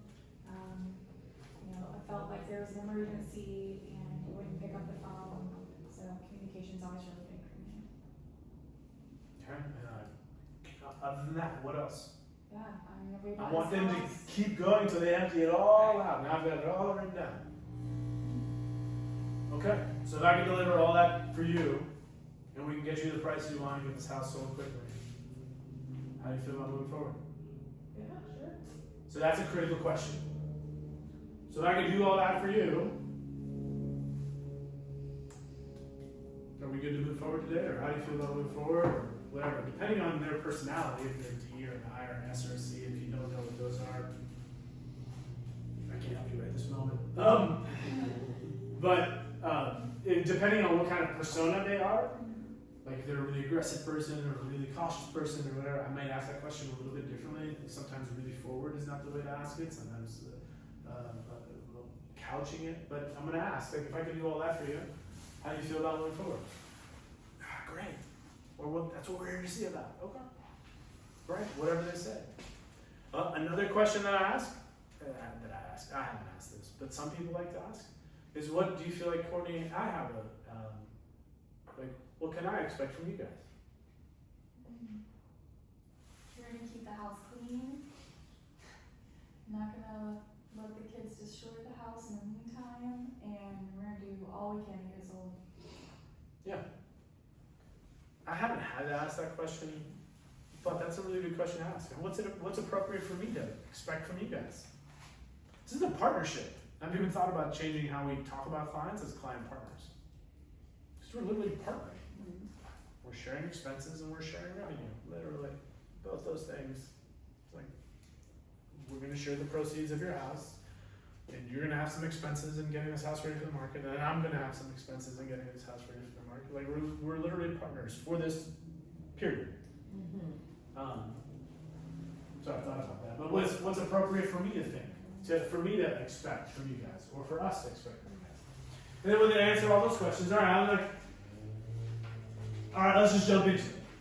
Selling a house. So this usually goes pretty quickly, and I say these words to that. This usually goes pretty quickly at any point. If anything's unclear, stop me.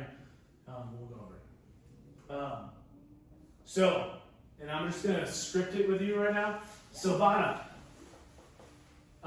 So anytime I have this meeting, this is literally how I'm saying this. Anytime I have this meeting, Silvana, I have 4 goals. Number 1, I want to review your motivation to sell the property, and that's just stuff we just talked about. 2, I want to agree on a price that will cause that to happen. At this point, if I can sense that price is going to be a discussion, I will bring some material out to show them how good I am at pricing. But I don't necessarily need to talk about that if I don't sense that that's going to be an issue. Does that make sense? Mm-hmm. I just said that word, I think, 3 times. Agree on a price that will cause that to happen. 3, I want to answer any questions you have about our proven process. See, Silvana, we've done this over 1,150 times. We're not trying to figure it out. We're really good at it. So I just want to make sure that you understand the process and make sure that any questions you have about the process are answered. Wow, that's good. And then lastly, we decide if we want to work together. So, first thing I want to cover with you, Silvana, is our mission statement, why the Haro Group exists. We want to make the communities God has placed us in thrive by delivering superior real estate results and building generational wealth. So, my goal in this relationship is that you thrive. And we deliver you superior real estate results. And everything that we formulated goes back to this mission. So if you have any questions, like the beginning of the answer to the question is here. About anything. Okay. Does that make sense? Yes. Okay. 3 questions. I always ask everybody. And I kind of know the answers to these, but I'm going to ask you anyway. Do you really want to sell your property? Yes. All right, cool. Are you willing to price it to sell? Well, yeah. Because we don't want to price it to sit. Oh, you're better. Yeah. Okay. Okay. And do you want me to handle the sale for you? We'll see. We'll see. Okay. And some people say that, but some people say yes. Mm-hmm. And you know how fast I go through the presentation then? Fast. Yeah. I want to make sure they understand the main points and what they can expect coming up, but I'll go fast. Probably the more analyticals, we're gonna say we'll see. We'll see. Yeah. Okay. And I might already have a sense what we'll see is about. Sometimes I might stop and say, oh, tell me about that. Okay. It just depends on what the atmosphere is like in the room and what's the conversation we've already had. Great, so let's talk about pricing. The first step in pricing, and what I'll say sometimes, what's your understanding about how we price a house for the market? What other properties have sold in my neighborhood? Yeah, that's a really important part of it. Yeah. That's a really important part of it. In fact, did you know the average realtor sells 7 houses a year? Oh, really? Yeah. Huh, I didn't know that. The average realtor on our team sells 30 to 40. Can I come work for you? The first thing that most people look for, and the only thing they look for, is what's sold in the surrounding area. And we will do that. And that's an important part of the equation. In fact, selling it to a consumer is not the most important sale. Do you know what the most important sale is? No. Selling it to the appraiser. Oh, I didn't think about that. Because the appraiser and the bank are the ones actually paying for the house. See, most people only put down 5, 10, 20%. So who owns most of the house? Yeah, so the bank's opinion of what the house is worth is the more important opinion. That's great. So, we're gonna look at comps. That's what you just talked about, the past sales. What did you say? What's past sales is what you just talked about, comps. If you need me to go back and repeat that, we'll stop Just it there. was really good, that we need to sell the price. We need to house sell We need to sell the house to the appraiser. Yeah. We need to sell the price of the house to the appraiser. You gotta go? Yeah. It's all good. You'll get a feedback form. I'd love to hear if there's anything we can do better. Value? Yes. Good. Definitely. Good. Too bad I got to miss this last one. That's okay. This is the good stuff. This is the good stuff. Thank you. So we will look at comps. But Savannah, this is where most people stop. If they even do this part. This is what I'm saying about the seller. We're also going to look at a couple other things. Present. What's actively on the market? We got to see what you're competing against. Because it doesn't matter what's already sold. All those buyers are already taken. We got to attract a buyer that's going to buy now. All those buyers are already married to the houses. So solds are nice. They're good. And that's what the appraisers are going to use. So we're going to use it. But we got to see what's actively on the market because that may be old news. And if you're priced wrong relative to what's on the market, you might be selling someone else's house by them coming to your house. They're like, oh, this one's got the same stuff and more for less price. I'm going to buy that one. Does that make sense? Yeah. And then, gotta look at past, we have present, future. How's the market going to react? What else is going to come on the market? The market talks to us in 2 ways. Subjective, buyer feedback. So Savannah, when your house goes in the market, you're going to download an app called Showing Time. This is a system that we've partnered with. By the way, every other realtor in town's partnered with it too. But they don't know that. So I tell them that we partnered with Showing Time. You're going to get an app. It's going to be awesome. You're going to get an app, Showing Time, and it's going to let you know when someone wants to come see the house. Now, if it's an empty house sitting there, it's an empty house, you'll just get a notification. If you're living there, and it'll say, hey, you'll get a message, and it'll say, hey, can so-and-so realtor from XYZ Realty come show your house tomorrow from 2 to 3. And then when they've come seen the house and they've left, we've set up the system, probably most other people have as well, to ask for feedback. And so we're going to get feedback. What did you like about the house? Anything you would do to change anything about the house? And how likely is your client to make an offer? And you're going to get that feedback, and I'm going to get that feedback at the same time. So if there's anything based on that feedback that we need to respond to, we can respond to that. If we see something come up multiple times over multiple feedbacks, we probably need to do something about it. Does that make sense? Yeah. Okay. But we'll get that feedback. So what am I doing? I'm preparing them for how the feedback process works. Oh, and by the way, Silvana, if someone doesn't send feedback, that's also feedback. That's good, yeah. I just don't want to get the damn, like, what is the feedback? And I mean, I do try to get feedback from people, and I've always taught my buyer's agents that work with me, you leave feedback on every property you see because that's the proper thing to do. Like, people invited you into their damn home, give them some feedback. I hate agents that like get all up in arms about not giving feedback. Like, give some damn feedback. Yeah. Like, it's not your right to walk into people's houses, even though people feel entitled. Sorry, this is a little soapbox for me. Where was I? Oh yeah. So we get the feedback, blah blah blah. We respond to it. Anything on there? Blah, blah, blah. So that's subjective. The second type of feedback, market feedback we get, is objective. So based on national historical data, if a house has been on the market for 2 weeks and hasn't had any showings, or if it's had 10 showings and no one's made an offer, your house is overpriced. I didn't say it that way. I don't say it that way. The house, not your house. The house is overpriced. And remember that. What I'm doing there is taking it out of it being their house to just, this is a product. The house is overpriced, and we're going to have to make an adjustment to the price. Now, good news, Silvana, we've sold 1,150 plus listings. About 85% of them have sold at the first price. Another 10% we've had to make one adjustment, and another 5 or 6% have had to make a second or third adjustment. So you're usually in pretty good hands with us. We're going to get it right on the first price. But if we don't, and we get the market response to us, we're going to have to make an adjustment. So I prepared them for that.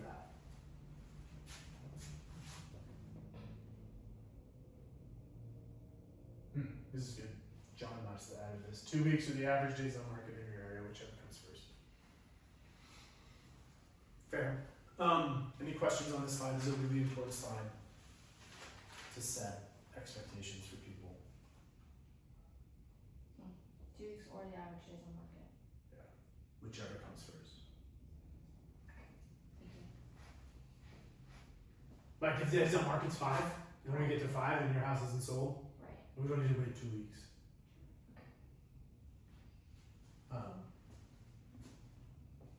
So this is really important. This is a super important slide. Then there's a couple of slides. What's going on in the market today? This is oftentimes when I pull up the MLS. Now, I'm going to show you a bunch of slides that usually in my preparation for the appointment, I will, in Google Slides, you can skip slides. So I may just black out if I don't need to, if I don't need to talk about them, and I don't always have them. This one is beautiful. If you're coming tomorrow, you will get this one updated for first quarter stats. But in fourth quarter of last year, for every 100 finalized listings, sold or off the market, 28 failed, likely due to overpricing. So 72 sold. I haven't. Sabina just put this in here. I'm not been using this yet, so give me a second. It's your fault for that. Sorry, yeah, this is a good one though. It is a good one. For every 100 finalized listings, 36 had price reductions before they sold, so 72 of them sold. 28 failed. They were withdrawn or expired. Okay? 72 of them sold. Of the 72 sold, 36 had price reductions before they sold, which is half of those. The sale to original list price ratio of those sales was 92.6%. And they sold in 91 days. Over here, the 36, I'm sorry, I'm getting squeezed in. Can you see that over there again? Yes. The 36 that had no price reductions, which was 50%, were correctly priced. Their sale to original list price ratio was 100%, and they sold in 11 days. Which one do you want to be? 11 days. So you prepared that every So time? 28 plus 36, 28 failed, plus these 36, then every 100 listings is overpriced. So you keep that every quarter or? Yeah, the beautiful thing is we just started getting this data presented in this way, and if you come tomorrow, you too can get this data presented in this way. That's okay. You have a special connection. You can reach out to Sabina, and we can get you this slide. But I mean, do you even really need to have a further discussion with the seller after this slide? If you help them understand what it means, remember, heart of a teacher. So I haven't done this yet, so this is new data. But I could put this in front of the seller and just put it up there, and just be like, Clarence, I'm just gonna let you digest this for a second, and as you do, let me know what questions you have. And just let the seller look at that without me saying a damn thing. And they might be like, oh, well, tell me what this means, tell me what that means. Okay, then we can define terms, that's usually helpful. But this will make the sale for you, of pricing it correctly. Do you see how important it is for it to be priced correctly? Sometimes if I need to drive this point home even more, I'm like, Clarence, we really gotta price this house right. Because you know how people look for houses today? And honestly, their brains are so tuned to what's appropriately priced and what's not. And the minute they start seeing a house being on the market for too long, what question goes through their mind? What's wrong with that house? Huh, you've done this before, haven't you?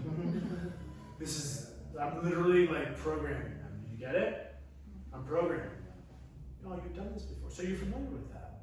Okay.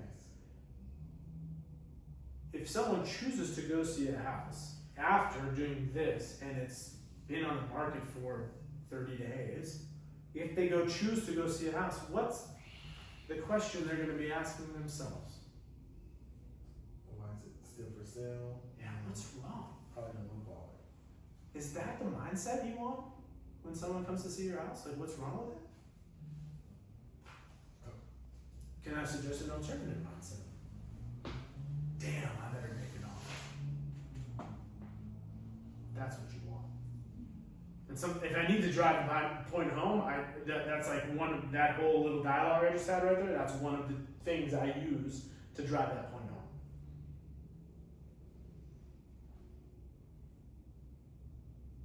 Not like, oh, what's wrong with this house? Like, that's just terrible psychology. Like, think psychology. It's just terrible. You don't want that. You want it sold fast. So, that's one slide. I have several others. I feel like, I think we've done a lot on pricing. Let's move past them. But this is another really good one. Your market interest, I'll take a second. If you price here, but market value is here, market interest peaks at the beginning of a listing. Mm-hmm. Okay? Because everyone that's been looking for a house at that matches the criteria that your house falls into, they're going to see your listing hit. And they're going to evaluate it in that moment. So everybody in that moment is looking. And that's the best market interest you'll ever have. After that, the only people that are looking are the new people to the market. And so market interest drops. And if your price is here, and their expectation of the price is here, you missed out. And then you gotta drop the price. But you can't get market interest back to the same level it was when you were a brand new fresh listing. Now you're stale. Now you've been on the market for 30 days, 40 days, 45. Oh shit, we're gonna drop it again. Mm-hmm. And we'll finally get to sell, but now you've got this delta between what it would have been worth and what you had to sell it for in order to overcome what the hell's wrong with it. Do you want to show the next slide too? Because this is stable. Well, that's in a stable market. We might be coming into a declining market, by the way. I'm not a fortune teller, but I think interest rates are about to go up. I think Mr. Trump has got some challenges on his hands. Tariffs have made things very unpredictable. And what are some of the biggest things that go into construction of homes? Lumber, steel, Everything. lots of things that are going to be imported, and all the prices on those things. So not only are you going to have interest rates potentially go up, 10-year treasuries are already going up, and 30-year mortgage rates are tied to 10-year treasuries. That's already going up. Then we're going to have the cost of making houses go up. So new homes, which is keeping a lot of people alive right now, those are going to go up. It's going to be an interesting scenario. So you might have a declining market coming. Anyway, so the next one, now it's even worse. Because if your market's shifted, and now that the market's declining, now you're literally chasing the price and the delta's even bigger. Because fair market value, saleable price is also declining. It's just worse. It's almost, well, there it is. This line is going down. And maybe there's not, how many days is this? When does this line go down? It's not there. But as this line goes down, because that line, previously the line was straight, right? So if it's a stable market, that's one thing. But if this market, and now you got to chase the price down, that's a whole different story. So getting pricing right off the bat. In fact, when I first started in real estate, we were in a declining market. You had to actually price ahead of the decline. So fair market value might be like let's say it's $250 today. I've actually got to price your house at $240 to sell it. Does that make sense? Is there a percentage in your mind of what that There's is? not a percentage in your mind. You just gotta get really tuned to the market. Because now people are going to be putting it on at $250. The good agents that actually went to training and learned about this stuff, they're like, well, we better put it on fair market value. But now, when there's lots of houses on the market and it's being flooded with lots of houses, okay, all those houses are at fair market value, but that's not going to sell anymore. You got to start underpricing. Yeah, and then you gotta compete with the new construction that is not moving either. So. And new construction throws the whole thing out of whack. Competing with new construction, you really have to be like, you have to figure out how much is that going for, like, because yeah, that's a whole different. That there's even more there figuring out that price. So when you do your comp search, which is the next part of what we do, the impact of price on visibility. This is another good slide. Back in mid-20 of 2022, you could pick a price, condition versus comps, if you were great condition, even out to not so great, or below or above the comps. You picked this line, you were fine. Now, this has shrunk down. That's in the market. You better be really below the comps and great condition to be saleable. Because this is no man's land, and this one where you're out of the market. So, all these slides, they're in the slide deck. They're usually hidden. I can choose to, in the moment, pull them up if I need to, depending on what my needs are for that specific person in that specific situation. I told you back in this slide what's going on in the market today. This is when I close this and I go to Greenville.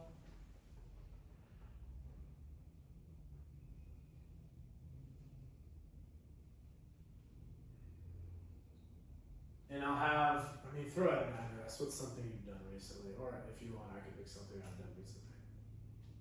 Let's just do something I've done recently. 11 Durwood is something I've done recently. I probably shouldn't talk about this one because it's not closed yet. Yeah, that one's not closed. Yeah. Don't do it. I shouldn't give it away in case you have a buyer that's interested in this Yeah, one. right. Give me another listing. Give me another house that you've had to deal with recently. Let's just do my house. How about that? Funny, it's right next door.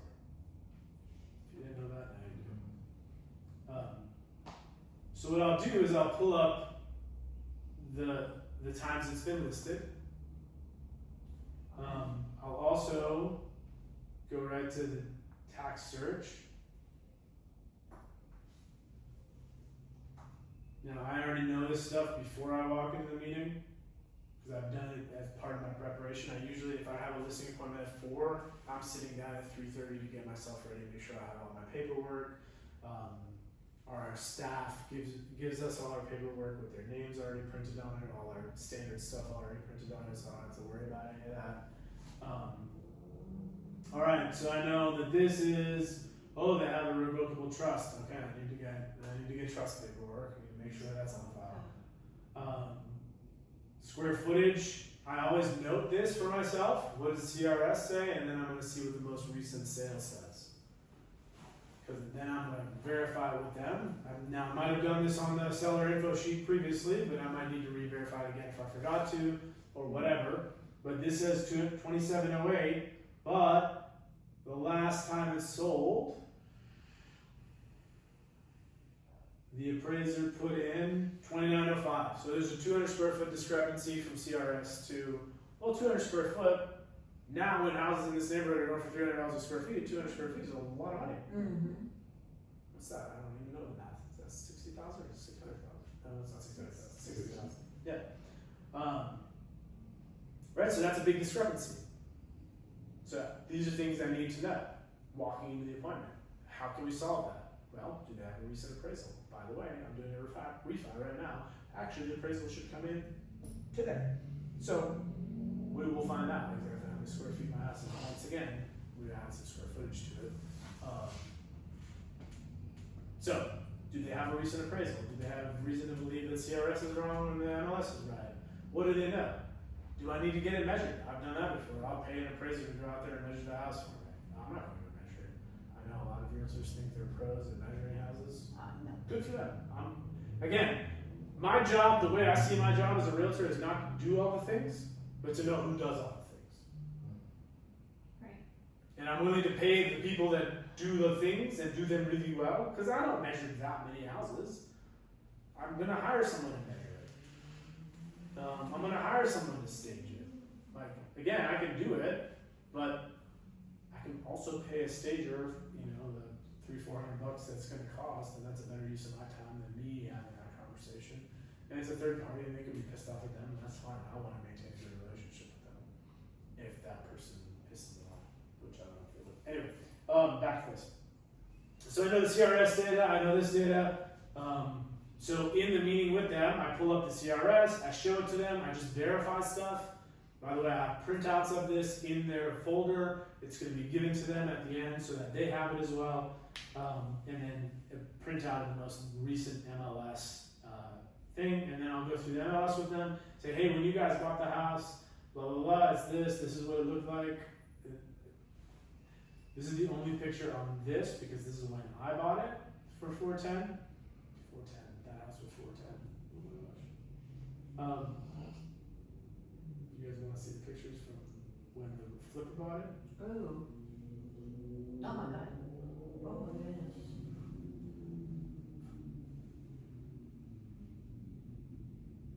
Anyway, you guys haven't been inside, but it looked terrible. Mm. It was very different today. Anyway, so I have this pulled up, and then we're gonna do. Let's see.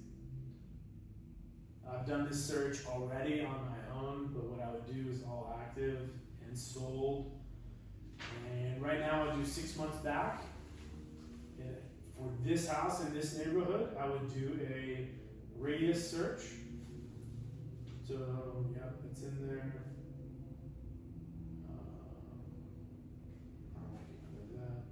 So I do 1 mile radius. Great. Search. We have 117 actives and sold, so I go back to criteria. 117 is too much to go over with the client. Maybe they're gonna lose their mind. Yeah. My goal is to get to 7 to 15 Yeah. comps. So I think one way to do this is to put price bracketing on it. Let's say 500 to $1 million. So that gets me to 61 from 117. I want single family, I'll do that for sure. That gets me to 17. So now we're getting closer, and I'm gonna say at least 3 bedroom, 15, 2 bath, 15, And then you can do other stuff depending on, like, is they a 1-story, are they a 2-story, or, you know, is their lot bigger or smaller than what you're generally seeing in the data. But 15 is a good place. And then I'll do search. And what I say to the seller at this point, I say, because they'll see this as I'm doing it in front of them. I'll say, okay, I like this view. There's another view I like a little better. Let's go to that. So that's when I go to not specialty views and CMA. And CMA summary is my favorite one. Oh, yeah. And I say one way to think about this. Let's make this a little bigger. Ian, one way to think about this. You see the section called active. This is like supply, and this is like demand. Solds and actives. This is supply. This is demand. And 2 of these are under contract. So we really have 1, 2, 3, 4 active, and we had 9 and almost 11 sold. So how do you think about supply relative to demand? I'll ask them this question. What do you see? The market is good, you know, things are selling. Yeah, things are selling. However, a few years ago, it might have been like 1 Right. and 20. Supply is up a little bit. Okay, so supply's up a little bit. Mhm. Now, I probably haven't pulled the comps for their specific neighborhood X number of times, but what I'm pointing out to them, another thing that I look for when I see this, Ian, this is me talking to the seller, is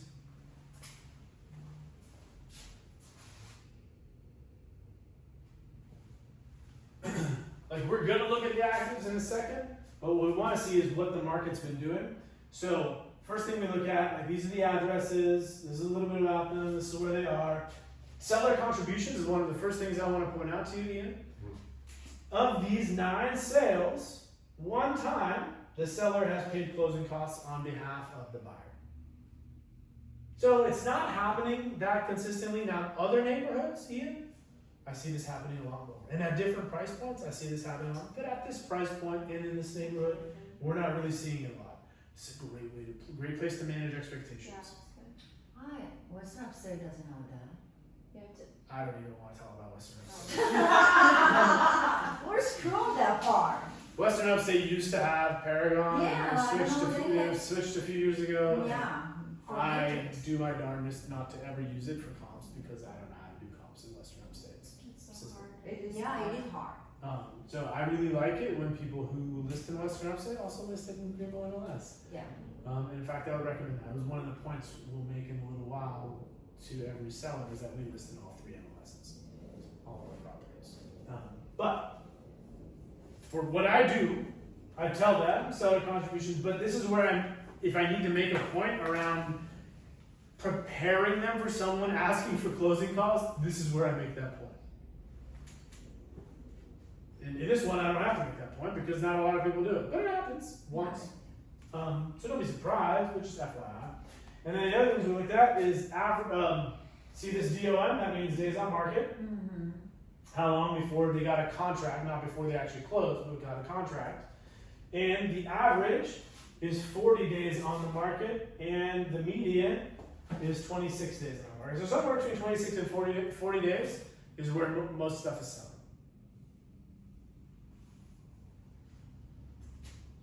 Okay, and then you can see it, 2, 22, 103, 40, 57, 1, 83, 73, 26. Okay, and then LP stands for list price, and then list price divided by square footage. That's not the important one. The important one is sell price divided by square footage. So we got a range from 260 up to 458, and time is gonna not like what I would do is drill down. I would do this in my preparation. So if you notice, what are outliers here? 260. The 260. So I'm gonna try to figure out like why is that 260 square foot? What is it about 750 Hampton that made it 260 square foot? But Can I throw it out? Does their house compare to that? Because that's not a real. If it's like a foreclosure or a just like someone died in a house and it's not been done anything to for 50 years, like I might throw that out, especially if the rest of them are all updated, blah, blah, blah, and the house, the subject property, the property that I'm interested in that they're selling is updated and nicely done. I may, like, with them, because they're already probably aware of that house, because that's the house in the neighborhood that drags everyone's values down. And so they're already, but I'll literally, you can come over here and recalibrate this by checking the ones you want to keep, and just, like, you go press the checked, and then just the checked ones show. And so now I might have a different average days on market and that kind of stuff. Like, because that one, I mean, it sold in 20 days, so it's not a bad comp. Also, the 458's really an outlier as well. So what was it about the 458, a square foot, 7 Raleigh Street? Why did it sell for 458 a square foot? What's different about it? So I'm trying to figure that out, because then you got a really tight range in the rest of them. That one also took 103 days to sell. That's right. So I'm trying to do some, like, and I might do some of this with them, and I might do some of this by my lonesome, communicate to them my justification.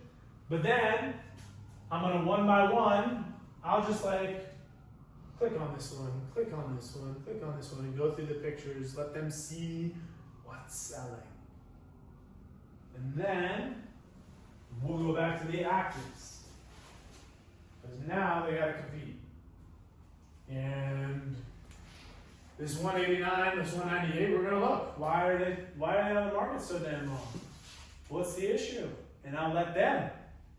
They'll figure out what's the issue. They'll intuitively tell you what the issue is.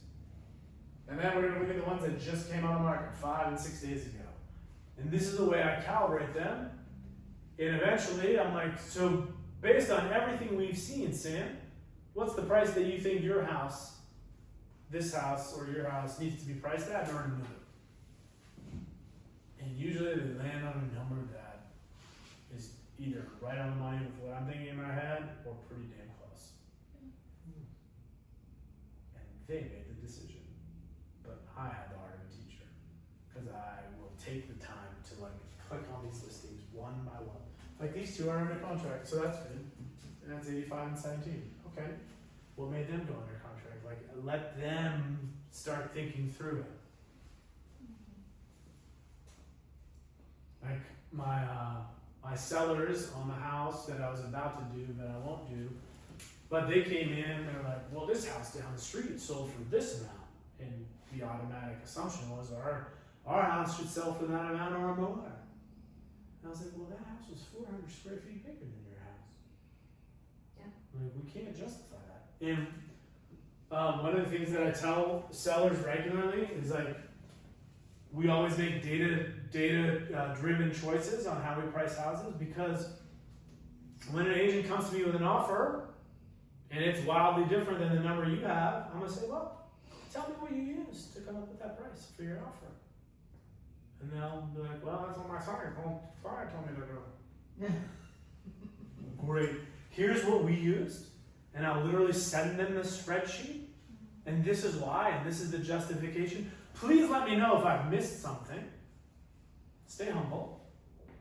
Like if there's something that I do want to know, because I don't, at some point along the way, I got made to look like a jackass because I said something and then someone pointed out something obvious. So I learned to stay humble in how I present these things. But like, what I want, Mr. Seller or Mrs. Seller, what I want to be able to do is I want to be able to back your price up with this data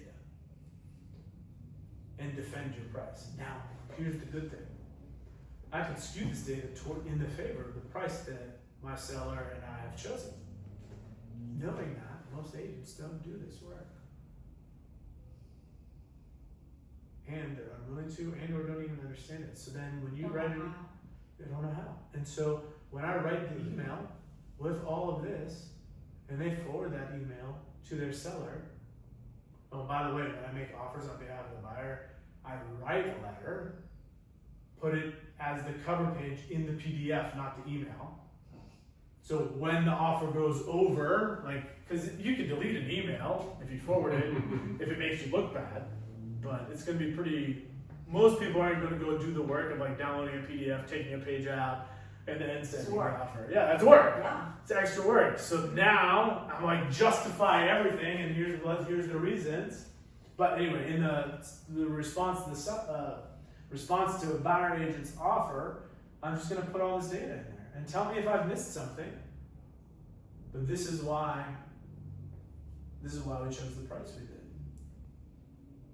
And so I explained that that's what I do to the seller sitting in front of me, so that they logically are with me in making a decision on a price this way. And you can't really argue with this stuff anyway. Like, usually this shows a pretty tight picture of what the house is supposed to be worth. Now, if they have some bells and whistles, and in this neighborhood, you might have some bells and whistles that make your house stand out. Oh, okay. But if you're in a tract home neighborhood, unless you've done something phenomenal, and then honestly, if you haven't added square footage, you probably haven't done something phenomenal that's going to add that much value to the house. Questions on this page and this approach? That one is good. I'll be back. So good. See you. Yep. My pleasure. And there's no restriction on sharing this information. No restriction at all. Oh man, I can get pretty intense. Like if I'm competing with an agent and I feel the level of trust and, hey, Clarence, would you like to see how that agent's done? Like what their track record is? Should we look at it? Oh, yeah, pull up there. I'll just pull it up. Oh. Let's check out how many withdrawals and expireds they've had. Oh. And then like when I compare it to my data, like I'll get aggressive if there's enough rapport for me to get aggressive. Because sometimes that could backfire on you if you don't do it in the right setting in the right way. Other questions, other thoughts on this page?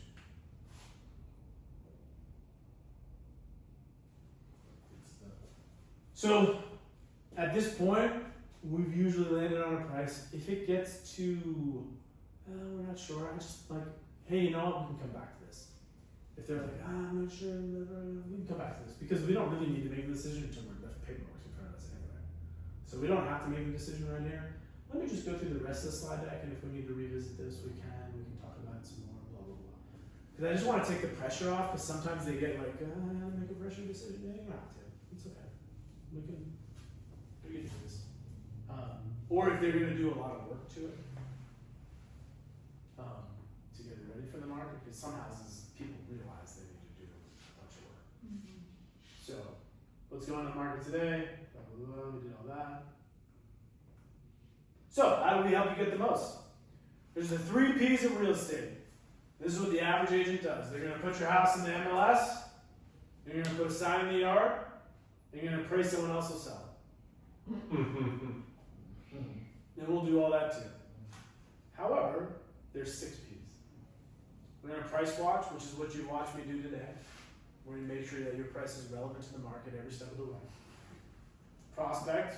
Our team's on the phones every morning. We're prospecting buyers, and we want to sell our own listings. And then presentation. And I'll pull up a listing and show them staging, professional photography, 3D work. AT&T is downstairs. Drone, aerial, virtual staging, all that stuff. And notice how this is where applicable. Not every house gets virtual staging, not every house gets drone, not every house gets Matterport, but those are parts. Like on my I have a listing sheet that when I'm having a conversation like I can check off if I need to do those things for this property.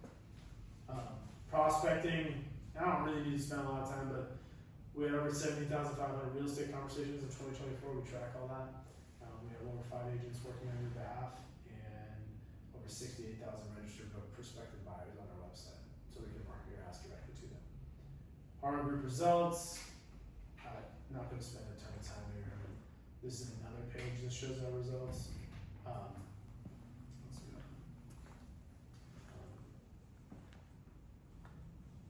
So the top 15 real estate offices in the upstate.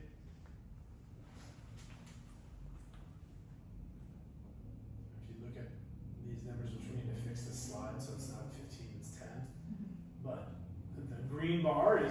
list to sale price ratio.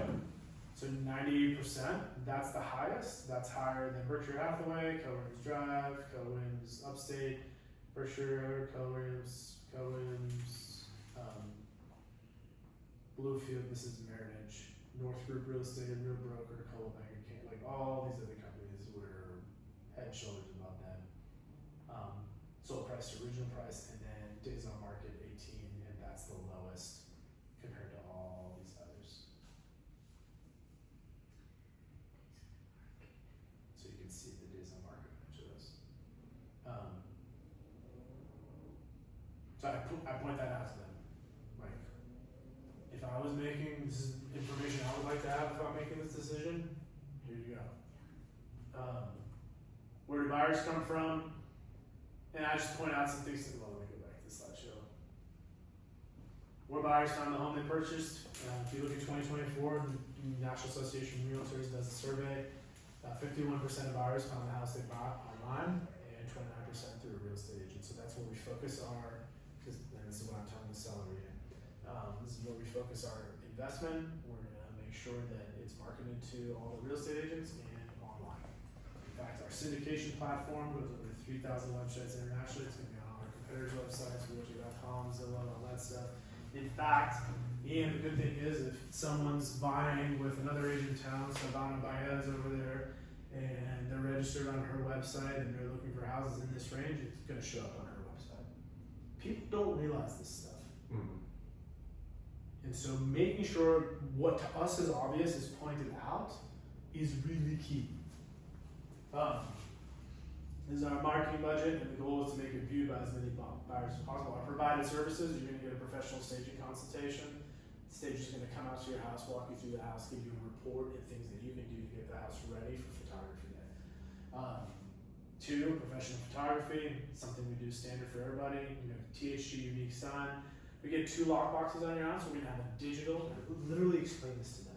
We're going to have a digital electronic lockbox called a Supra. What this does is it lets us know everyone that's accessed the house. So, we've never had an issue, but if there was an issue, we know who's been in the house.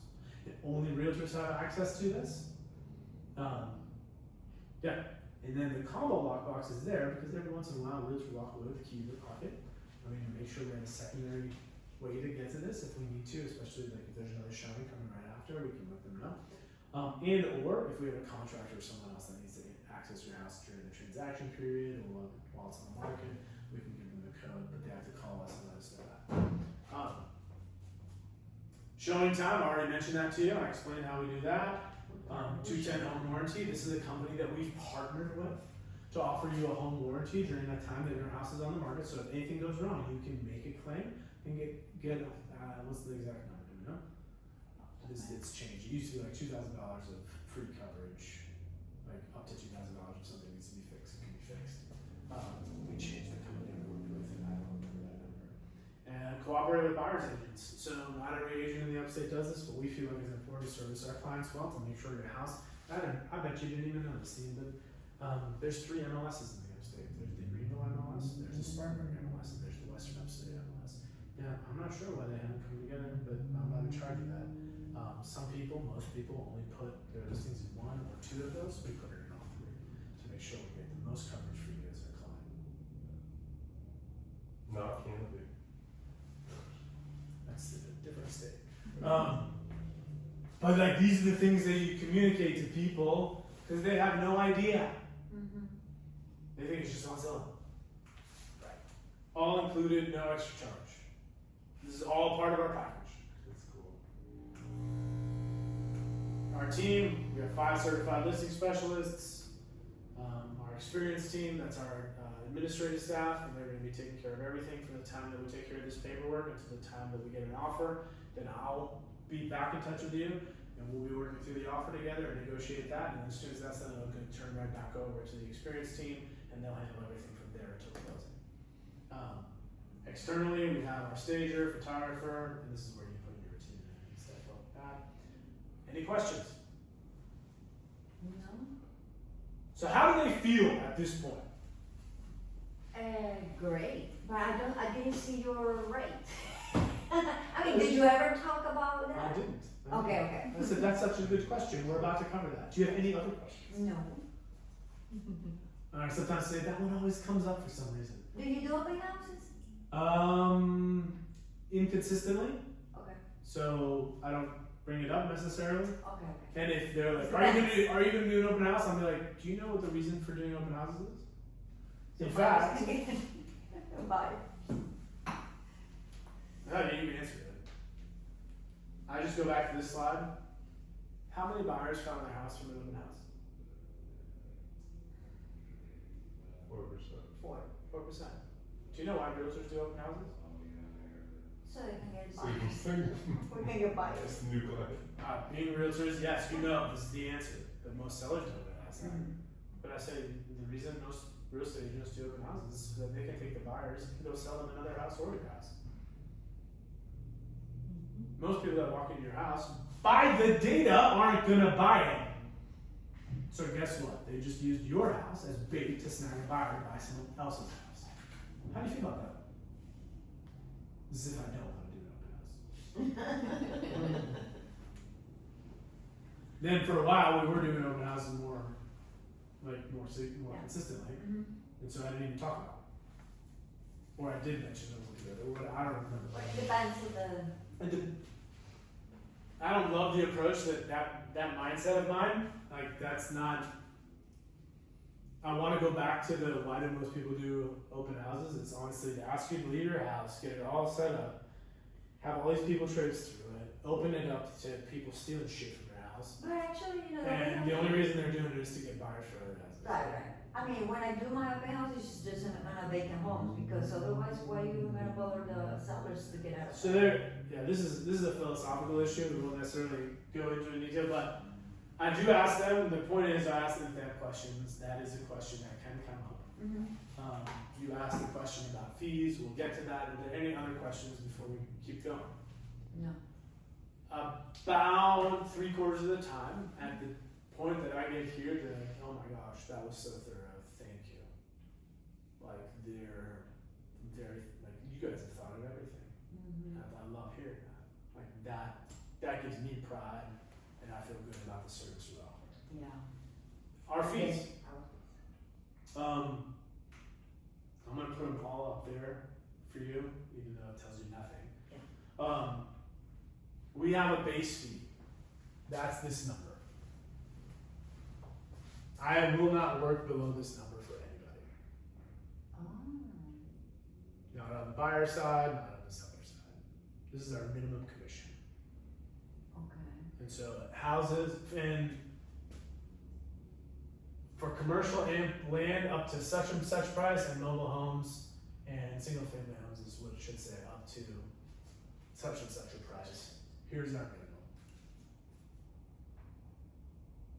So like, I don't understand the percentage approach necessarily because I've got certain basic costs that if I don't cover them on the average transaction, it just doesn't make sense to run the company doing those transactions.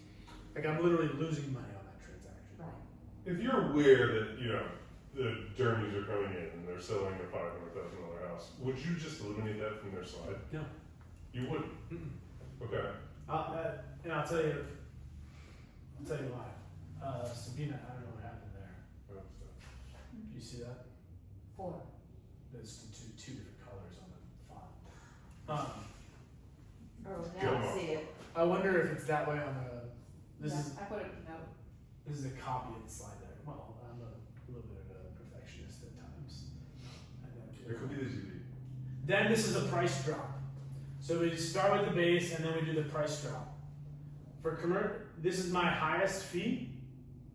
For commercial properties and land, I charge the highest number. And so they see that. And then they haven't seen this yet, because I don't let them see the whole slide at once. I start with this, and if they're above, we'll start with this and this. I'll say, hey, we charge this percent. Let's call it something astronomical, just so you get the idea. Yeah. We charge 25% for commercial properties and land. Okay? And then for houses from this amount to this amount, we charge 20%. Good news is your house is here, we only charge 15%. So they see the pricing. This is a way of doing tiers, It's different, but it's a little bit of a price drop. So you see the most expensive, oh, it's not that. Okay. It's not the 25%. Okay. It's not the 20%. Oh, okay. Okay, we're at the 15% level. There you Because most people I'm sitting down with, I'm not selling commercial property or land for them. I think of the 1,163 listings we've sold, I think 5 of them have been commercial properties, or maybe even less. But if I'm going to take on a commercial property and you are dead set on me taking on a commercial property, it is the highest fee I charge.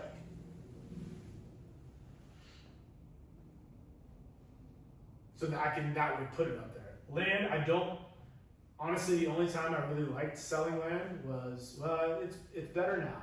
Up until about 2021, selling land was like, people would be like, I took a listing, Haro. What'd you take? Piece of land? I was like, you didn't take a listing. It may never sell. I took a listing in Glassy, a lot in Glassy one at one point. And there was a 15 years of supply in the Cliffs. Oh boy. 15 years of supply. Like it would take 15 years if no other listings came to the market to sell what was available at that point. I was like, I took the listing. I was like, I might get paid at some point, but like I can't tell you anything because there's 150 lots just like it that have been sitting for the last 2 years. I haven't even looked at lots in Glassy lately. I don't know if it's up the story, but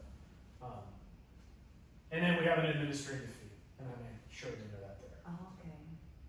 So we also have this administrative and compliance fee that's collected at closing for any real property.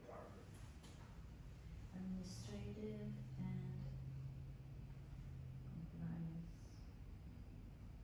So then they're like, okay, blah blah blah, and I was like, and here's our guarantee, Savannah. If at any point in this process, before we get a contract, you are displeased with our service, this is an easy exit guarantee. We'll give you your pictures, we'll send you on your way, no charge. If you don't want to work with us, I probably don't want to work with you either. I don't say exactly that. I say, Silvana, I don't want anyone to feel like compelled that they have to work with us. So if you don't want to work with us, I don't want people to feel like they have to work with us. So if at any point you're displeased or we haven't offered you the level of service that would result in you giving a review and a referral and we just dropped the ball. Now, I'd love the opportunity to make it right. So let me know if there's something that's going wrong, and if I can make it right, I would love to make it right. But if we try that and that doesn't work, then you're free to go. Okay, good to know. All right. And then here's the last part. Clarence, all we got to do now, and I literally, let's say this is a listing agreement. I have a folder sitting on top of the listing agreement. I've been sitting the entire time right here. You've been sitting right there. And I've got a folder on top of the listing agreement because if I didn't have a folder on top of it, you'd be trying to read it this whole damn time. I'm trying to do a presentation. But I keep it on top. But at the top, they see exclusive listing agreement. And they know that paperwork's coming. So I say, Clarence, after I got done with that side, I say, Clarence, now all we've got to do, just a little bit of paperwork. I've got 3 types of people, Clarence. And I put this whole stack in front of them. And I say, I have 3 types of people, Clarence. Some people, they want to read every word. Some people, they say Haro, and I repeat my name for them. Right here, because we just talked about a lot of stuff. And people are forgetful of that. They've forgotten my name at this point. Except that it's the Haro group. But I say some people want to read every word. Some people say, Haro, just give me the highlights. And some people say, Haro, just tell me where to sign the date. Which kind are you? And by the way, when I say which kind are you, I don't hold their gaze. I look away. Because when I hold their gaze, now it's a pressure moment. So I just look away, I grab my phone, because sometimes they might need a second, or hey, honey, you want to do this? All sorts of, because closing is pressure, and we're closing, we're making a final decision here. But it's a natural outcome of everything we've just done. That's why I say all we got to do is take care of this paperwork, which is the same exact verbiage I used in the appointment setting of let's take care of this paperwork. So now we're saying all we gotta do is just take care of this paperwork. Some people like to read every single word. Some people say, tell me where to sign today. Some people say, just give me the highlights. Which kind of do? Okay, great. And then I have a funny script to go through, summarize every paragraph, and I hold the document in front of them so they can look at it. Mhm. I know how to read upside down, and I just go through one by one. I have a funny, not funny, it's not funny, but a summarize, and there are a couple points I'll make jokes inside of the listing agreement, just to lighten the mood a little bit.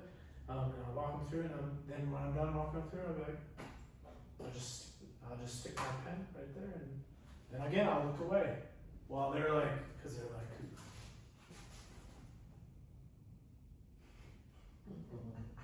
but I'll give them as much time as they need to do that funny face thing.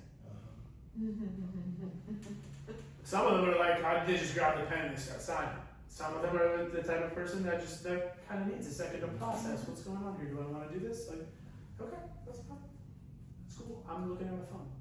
Oh, we need to talk about it. Oh, you know what, Clarence? That's great. I totally get it. You know what I'm gonna do? Here you go. I need to use the bathroom anyway. You guys talk about it. I'll be back in a couple minutes. Let me know your decision. Because what do they mean? Privacy to discuss. No, they meant when we need to leave and talk about it. Mm-hmm. Oh. Yeah, you lock them in. Yeah, I'm just saying, oh, great. Yeah, that totally makes sense. You guys read, talk about it. I'm going to use the bathroom. I got to check my phone anyway. I'll come back in a few minutes. Let me know what questions you guys have, whatever you guys need to do. But I'm taking control the whole time. Oh, Haro, we just want to think about it. Oh, totally fine. Here's what most of my clients do. Let's go ahead and take care of the paperwork now. While you guys are here, you don't have to come back, all that kind of stuff. You guys think about it overnight. If for any reason you don't want to move forward, remember the guarantee. I'll just tear it up. I can put it back in the mail to you if that's important to you, or I can just let you know an email that it's. But that way we don't have to do this over again. We don't have to do electronic system, blah, blah, blah. Yeah, if you guys need to think about it, that's totally fine. And then again, I'm not holding his case. Now I'm looking away again. Right. Just easy. It's totally fine. Well, we're interviewing other agents. That's the one I don't like, and I haven't really figured out my best way of solving that one. I just don't face it often enough to really care that much about it. Because honestly, if they're interviewing, I've never figured out, I'm just being straight up with you, I've never figured out like exactly the approach I want to take with someone that's interviewing other agents. Like, I either beat them or I didn't. I do say to most of them, hey Clarence, when you're meeting with them, and I try to fish that out. It really should be part of my questionnaire. Try to fish out when you're meeting with them. Do me a favor, they're going to say a bunch of stuff. If there's anything that they tell you that's different or sounds better than what I've said, would you call me? Because I actually want to learn about it before you make a decision, and maybe I missed something. And so I want to have the opportunity. Would you give me the opportunity to answer that? Oh, cool. And 50% will do that, and 50% won't. A quick question for that. I'm still thinking, because you mentioned about the. By the way, it's 4:30, so if you got to run, and I will have to run in a few minutes Yeah, myself. and just to say, oh well, what about an hour? Commissions are negotiable. Have you gotten that lately? Who said that? Oh, I haven't developed a good slide to deal with it. Okay. And this most recent listing I took, I just explained it to them. I said, our fee is this. By the way, this slide is just our fees now, Mm-hmm. whereas before it was the bundle, us and the buyer agent fee. Now it's just our fees. And then I use the slide to explain to them, here's how it's a negotiation thing. For the buyer. And we don't, people call me, are you offering market? I just put it in the offer. I don't because what am I going to do? Yes, we're offering, let's do the crazy numbers again, 15%. Mm-hmm. but you signed your buyer at 16%, Right, okay. or 10%, or whatever. Just put it in an offer. I don't want to get into a conversation and a tete-a-tete, just put it in an offer. And I do use this slide to explain it to my sellers. I probably need to develop another slide of like how to think about paying buyer agents. But we haven't developed that yet. It'll come. Okay.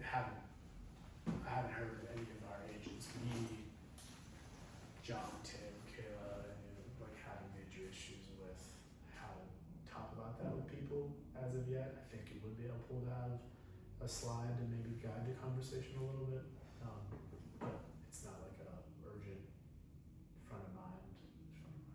top of mind task. Cool. Look over your notes. I just take a second to. What aha? Is there another slide? Sabina's pointing at me. Keep it on track.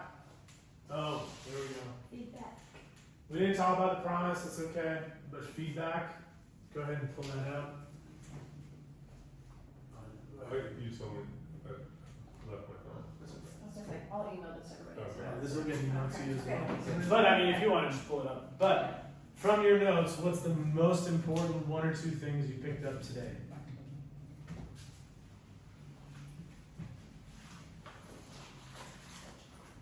I like the flow of things once they're in the room a lot. Yeah. You know, avoid the negativities, more neutral words. I think that is really important. I like that. Yep. Because a lot of people are too cut and dry. I mean, my favorite thing from the whole day is be funny, make money. Mm-hmm. It makes perfect sense. Also, your memory works better, or mine certainly does, when it's related, when anything's related to humor. Yeah. And so, I'm gonna remember a lot more about that client.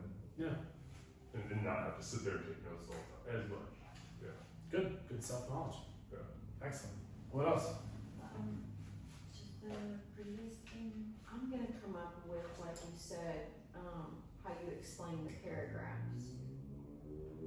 Something short on those, so that sometimes we're not stumbling. Yeah, because it's Yeah, like not this that- paragraph just names the parties, us, you, and the property. Yeah. This paragraph about dual and disclosed agency. Yeah. What's your understanding of that? I'll explain it really quickly that if Yeah. I don't really do this that often, but if it ever happens, I disclose it to you, and this is just you saying you're gonna give me permission if that comes to pass, or you give me permission, and we'll disclose it to you. Blah blah. Blah. It hardly ever happens anyway. Blah blah blah. This is how we get paid. Oh, this is the things that you Mhm. contractually have to like do, and I read those. Like you're not gonna discriminate. You're not gonna. Blah, blah, blah. Right. This paragraph says that we're not. You know, do you have surveillance in your house? Mhm. Because if we do, we gotta disclose it. And this paragraph, that's what that's about. This one's about sexual offenders. Like we're not responsible to get that information. If you want it, you can find it. If that's important to you. This paragraph's about just each one, just Yeah, a little bit yeah. of something. Yeah, it's 31. And then one of them's like, we're gonna stop marketing your house if we get an offer. Like that's so stupid. We still market Yeah. your house. Yeah. So I don't know why this says that, but that's what it says. And we're gonna keep marketing your house. And then, Yeah, so just just a little short pointer. Yep. Yeah, but it makes it very, good flow without. Yeah. It's helpful to do, we also do that, like, we go through the entirety of both the ERTB and the RTS every quarter as a team and compare, like, what are the funny comments you made during this? What is, like, Courtney always, when she goes through the section on, like, if there's a death in the home, that whole thing, like, we're not supposed to, her little comment is, we do not hire any mediums for you, you have to find your own, and just moves on. And, like, but it's just, like, super quick, little silly, like, but comparing and talking through it, because it's easy to come up with a summary, but a summary that is simple and easy to understand. It's Yes. easier if you talk it out rather than just like reading through it again. I know, if you're- that's reading through it. I've Yeah. done that a couple of times recently. One time was smooth, the other time was a little bumpy. You know? It says a lengthy agreement, 5 pages, 32 questions, it's paragraphs, so.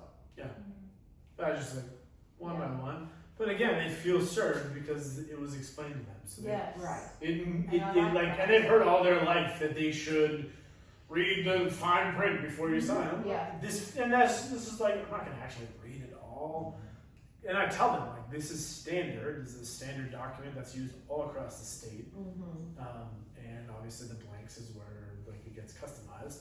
So here's we'll talk through this, but like I just and honestly like when I give those three options, some people like to read every word. Some people like just tell me where to sign it. Some people say give me the highlights. I'll say like 90% of people say give me the highlights. You have like 5% that are like I'll just sign wherever I trust you, and then 5% that are like nope, I'm gonna read the whole thing. I'm like, great, I'm gonna go to the bathroom. Did that, wanted to read them all. That's okay. Totally. I mean, if that makes you happy, Yeah. it's fine. Cool. Any other ahas from today? What else?